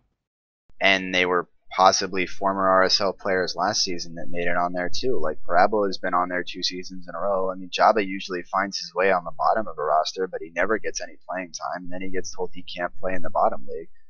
I mean, like, I just don't think that, like, yes, it happens, but I don't think it happens anywhere near frequently enough. And I feel like it's not because the top players are leaving, it's because there are other people around that mid-range that are leaving, and so more people that are close to that mid-range could be brought up to that mid-range where they then get stuck.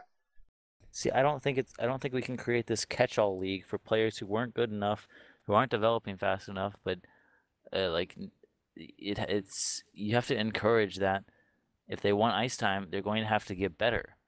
And that's how we're going to get better players, is by making it so. How do you get better? How do you get better when you're not allowed to? How do you get better when you're not allowed to play in the RSL and you're not allowed to play in the LHL because you're still not good enough yet? That's not how I developed. Well, that's because there was no RSL when we played. No, that's not what I'm saying. I'm saying that's not. I don't develop through competitive games. Competitive games are 15 minutes long, and about. It's not just about the. it's That's not how about you the develop. environment, though. The environment in a competitive game is so much more conducive to learning than in a pub game. When you just play endless pub games, like, yes, you can learn simple mechanics like that, and yeah, you might be a decent mechanical player, but that doesn't mean you know how to be a part of a team. And I mean, we've already got a lot of people in the LHL that are good mechanical players that don't understand how to play a part of a team. But at least they've managed to push up through so far. If you're a good mechanical player and you get put with a good GM, they can turn you into a good player of a And how many competitive good team. GMs are there actually? And I'm not trying to call anyone out here specifically, but like, how many good GMs are there actually? And by good, I mean good at developing younger talent, good at getting them involved, good at helping them grow, despite the fact that they don't get to play as much. I mean, how many are there really that do that? I don't think that these magical people out there exist. I feel like GMs already spent enough of their time on the game where developing players like that is too much for them. They need another league that does develop the players for them so that they already have a basis to build off of, so they don't have to teach too much at that point. Also, I just want to throw this idea out there. We're really catching on the idea of a new league. What if we just expanded the LHL? Johnny mentioned it Yeah, earlier. that is, I mean, that this is sort of expressed as an alternative. The reality of the situation is, before Dick, before you get going on this, sorry, is that we will probably move to 8-8 is like the plan. Like, that's the plan. And again, while I said earlier that that's not exactly looking great at the moment with attendance and everything like that, that is still the plan. And this 3-league idea system is really just a pipe dream. Boo this man! I just... How dare you separate us? Segregation. It's already segregated, and you make people feel even more segregated when they don't get playing time anywhere. Like, you want to talk about segregation? Talk about that. I think the RSL should open more, be more open to it. More open to what? To allowing players who haven't quite made it into the LHL. I mean, I agree with you. I do agree with you. I agree with you, but when the RSL is also the place where new players have to go, a brand new player up against McJabba is going to get dumped on. They're going to get absolutely dumped on. Well, those are the types of players, though.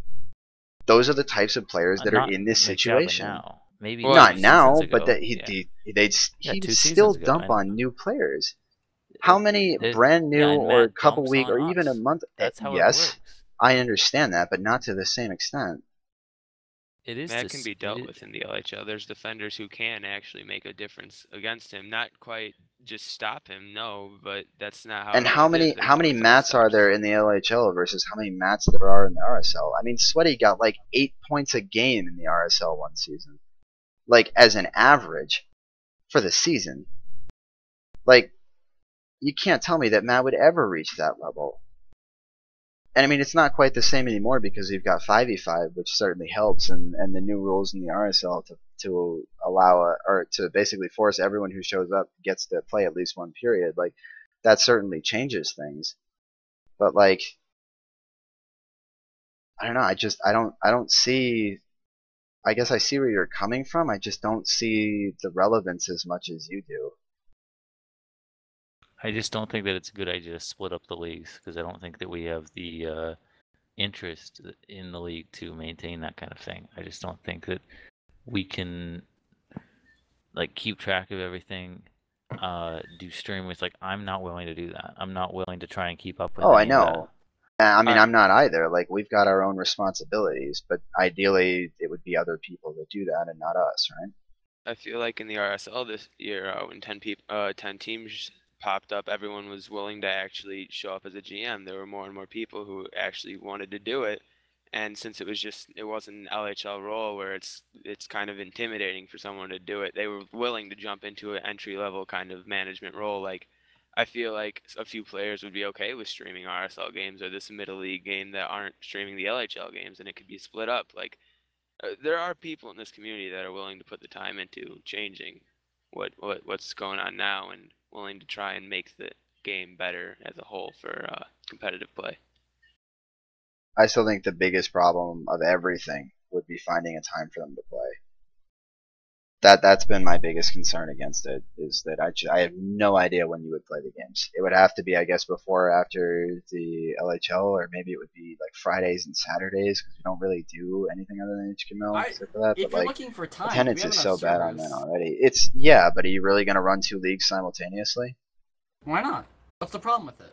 I mean, I suppose you could. Technically, If you you're could. gonna have, But if you're worried about this segregation, segregation and you're worried about this camaraderie, I feel like you wouldn't want to do that.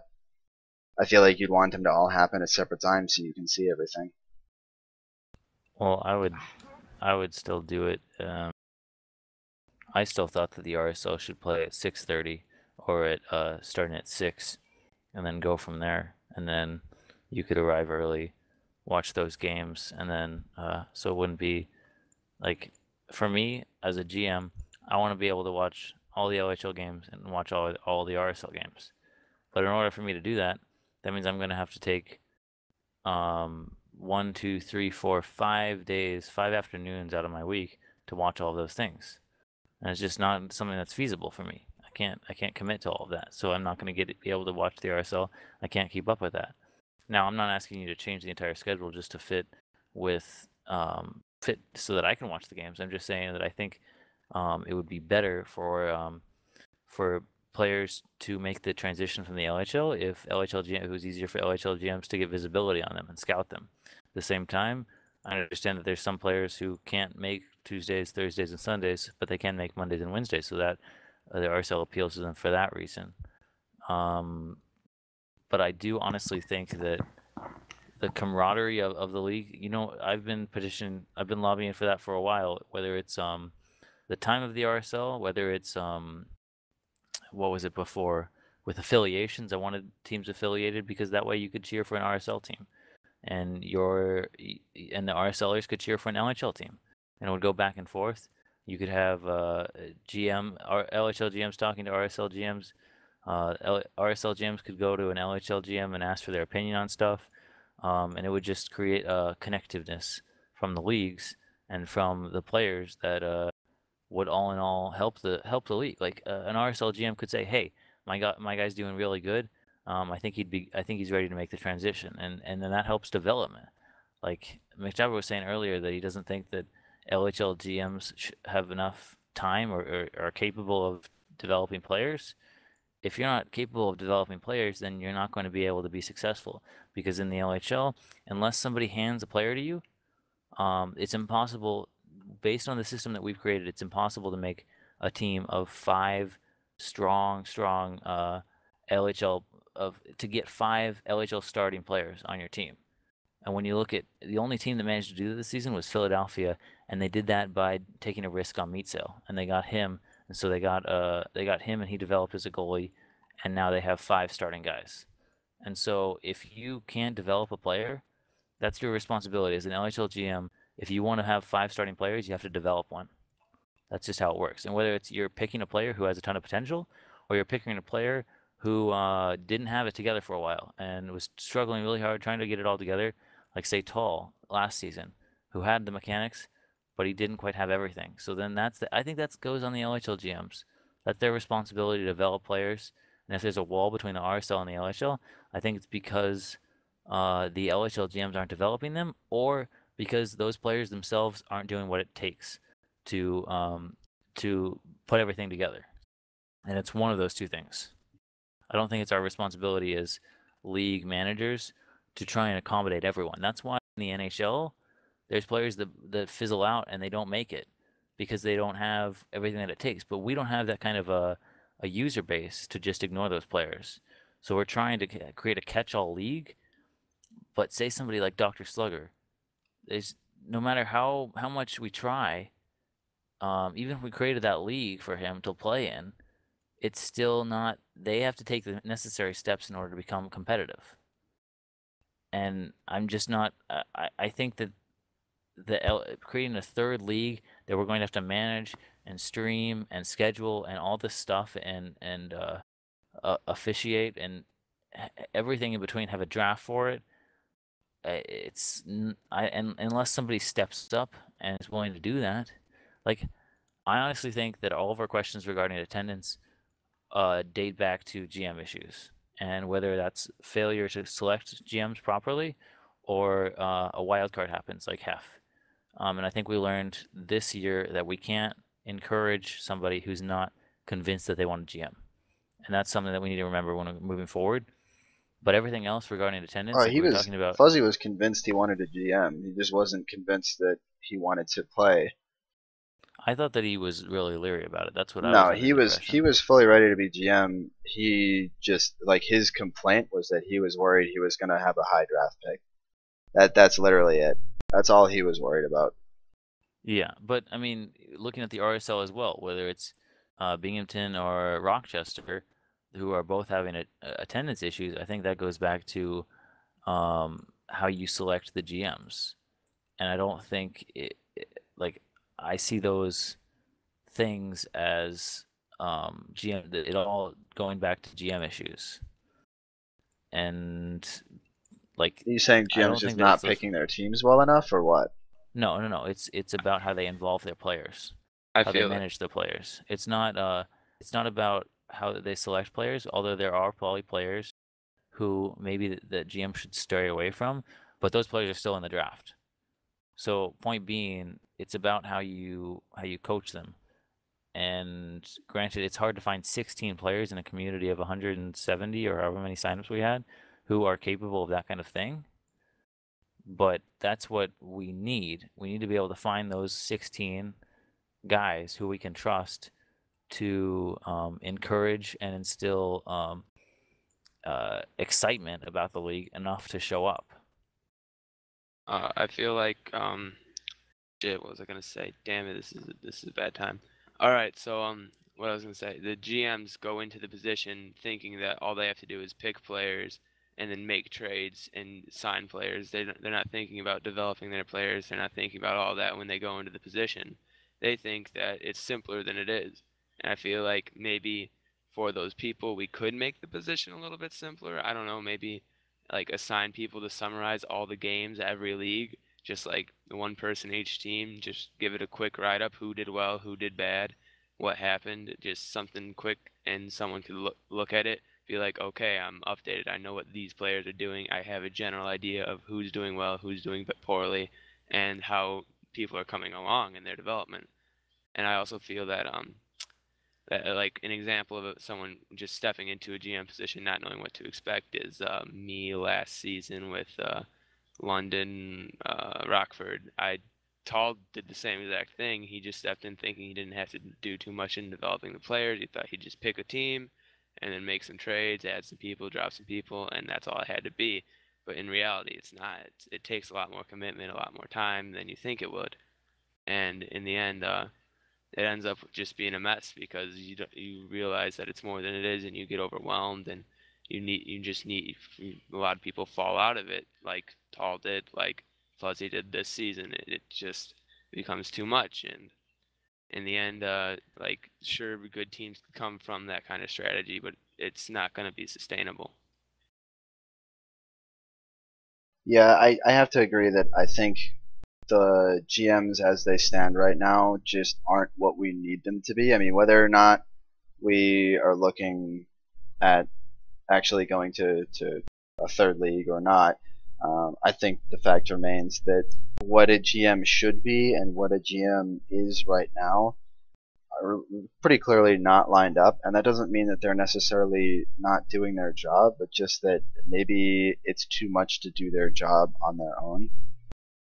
And I think that is actually something that we might need to consider a lot more strongly in the future than we have right now. And I'm not saying necessarily having 2 GMs to every team before the season starts, but I mean, maybe that's what it takes. I mean, Dalfan seems to agree that the GMs are an integral part of player developing, and I would have to agree with that. But as I think it was Jabba, or I forget who it was that pointed it out, like each GM is already doing too much to where it's kind of hard to do that and be expected to develop newer players, especially for the RSL GMs who happen to mostly be LHL players as well. or RSL players. I mean, they're focused on developing themselves or developing in the LHL, or focused on their LHL team too. And to ask them to spend all the extra time on that, like especially the LHL ones like PK. I mean, PK has to show up and GM 5 days a week in a row, and like that's a ton. Like, how do you expect him to, on top of that, be able to just pop out talent by being able to coach them up well and being able to develop them well? I mean, I don't think that's a feasible expectation of one person in that situation.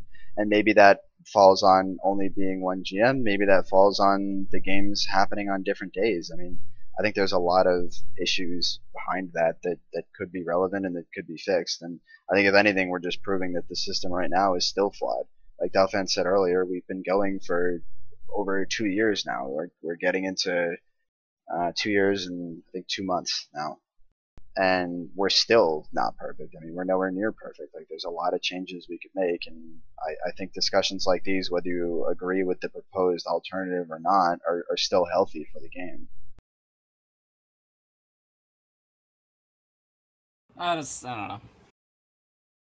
It's a hot topic. I'll give it that. And there are solutions to it, but none of them are perfect. None of them please everyone. None of them are simple. That's one thing. But I just don't know if we'd you'd have to find the people to do it, and you'd have to get the logistics done before you put the sign-ups out. That's the thing. Yeah, I agree. That's the thing. Like, you'd have to find, you'd actually have to, you'd have to go out and actually find the people who'd want a GM. You'd have to figure out how it's gonna run, if it's gonna be affiliated. It's just too much. It's just too much. Yeah, it's too much. Right now. It's too much to put on one GM to have to manage all of that in terms of development and all that. It's too much, especially when the GMs are players themselves and they have to focus on themselves as well. So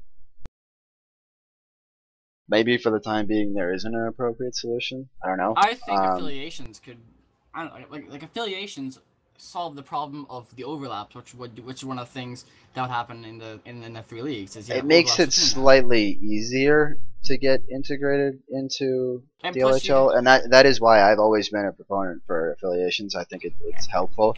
I just don't think it's as beneficial as at least giving them playing time somewhere against people relatively close to their skill is.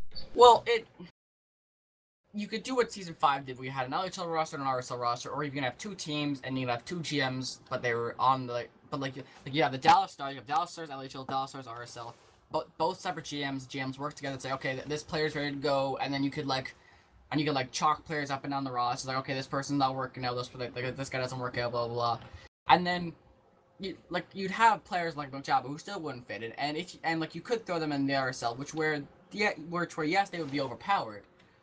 But that's one of the things that's bad about the affiliation, is you would still not have a place for people like Jabba and Slugger to go, which if you looked at Season 5 was kind of an issue, because you had players like Noble and Hades, me, Tall, and Jabba, and Jalalu, who are all now should be LHLers or in the LHL, playing in the RSL and dominating the LHL. Sorry, playing in the RSL and dominating the RSL. You could go back to that, but then you still have the players who could get burnt out because they're facing these players who are facing other players who are just way too skilled about them. There is no perfect solution.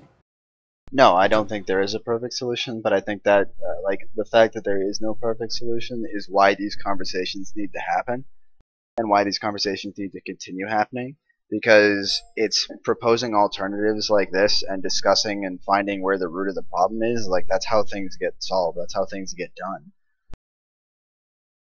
So I was just looking at numbers really quick. In between seasons, the least GM turnover we've ever had is 2, the most being 5.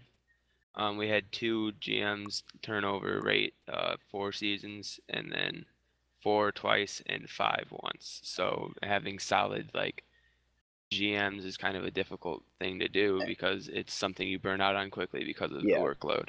Yeah, and I mean, we make jokes about the workload all the time, but it's true. So unfortunately, I mean, it's now midnight here on the East Coast. So we've been live for 3 hours and 15 minutes, which is way longer than I thought it was going to be. And we really didn't cover anywhere near the level that I was kind of hoping to cover. Honestly, I wanted to talk more about the LHL stuff, but maybe next week Yeah, we we'll have more definitely time got hooked too. up on the whole Um, idea of a middle league. That's what Yeah, Dallas well, I was said. trying to keep it going. I was really hoping we could do this in like an hour and a half, but Boo. like there's so much to cover. So Especially anyway, the first one. I think the second. I think next week should be pretty good. I want to thank everybody who did show up tonight. I will be posting this in the subreddit tomorrow. I'm gonna try and get timestamps for everything too. That way, people aren't stuck like just listening to the whole fucking thing for parts they don't want to hear about. So I do want to just point out quickly that we had the highest we had today was 21 viewers. We had 21, and now we've never dropped lower than 12, and we're currently at 14. So we have 14 people consistently. which is who which stayed is here, pretty which good. is good. Which is pretty good. So yeah, and I mean, again, like if you can't make it in the future, if you're listening to this as a VOD and like you can make it, it's awesome to have you guys hear it in the chat and around. Thank you to Jabba. Thank you to Matt. I'm trying to think of who else came on the stream today. Acebulf, Sammy, PK, Crab, Crab, Acebulf, Sammy, PK. yeah. Yep. Thank you to everybody who did show up today. Thanks to Dalfan, who was our special guest this week. Next week will be Leafs. Go Leafs, go. Our NHL killer, as many of you know him. So we'll have him on with us next week, and hopefully we can keep it to not 3 hours. 2 hours probably, at the most, hopefully. yeah, we'll probably try to avoid a lot of the discussions unless Leafs wants to talk about some specific things that he didn't get to now. But I think as this podcast showed, I think it's really tough if we're going to try and do LHL and RSL together and even HQML. Like my hope was to cover every league with this, so we could spend like at least 5 minutes on even the European leagues and sort of explain how things were going there. But we need a European to come on. It'd be like 5 a.m. right now. Yeah, and even beyond that, like it's just this is taken so long. We've spent 3 hours and 15 minutes on LHL stuff alone, and we could probably spend another hour and a half here talking about the rest of the stuff that we're talking about now and maybe other things that have happened this week. So I think it's time we just cut it to a close. We can have more discussion on the subreddit too. I mean, that's always great, especially as the mod and as the commissioner of the league. I love to see that. Like the more people that talk about the league, the better. Because like I said, I feel like these discussions really help. But so yeah, thank you to everybody who was a part of the show tonight. Sorry to anybody who wanted to get on and didn't get on. Thank you to Dick Dug. Thank you to Dalfan. Thank you to everybody else. Tall Midget is a casual, and we will see you guys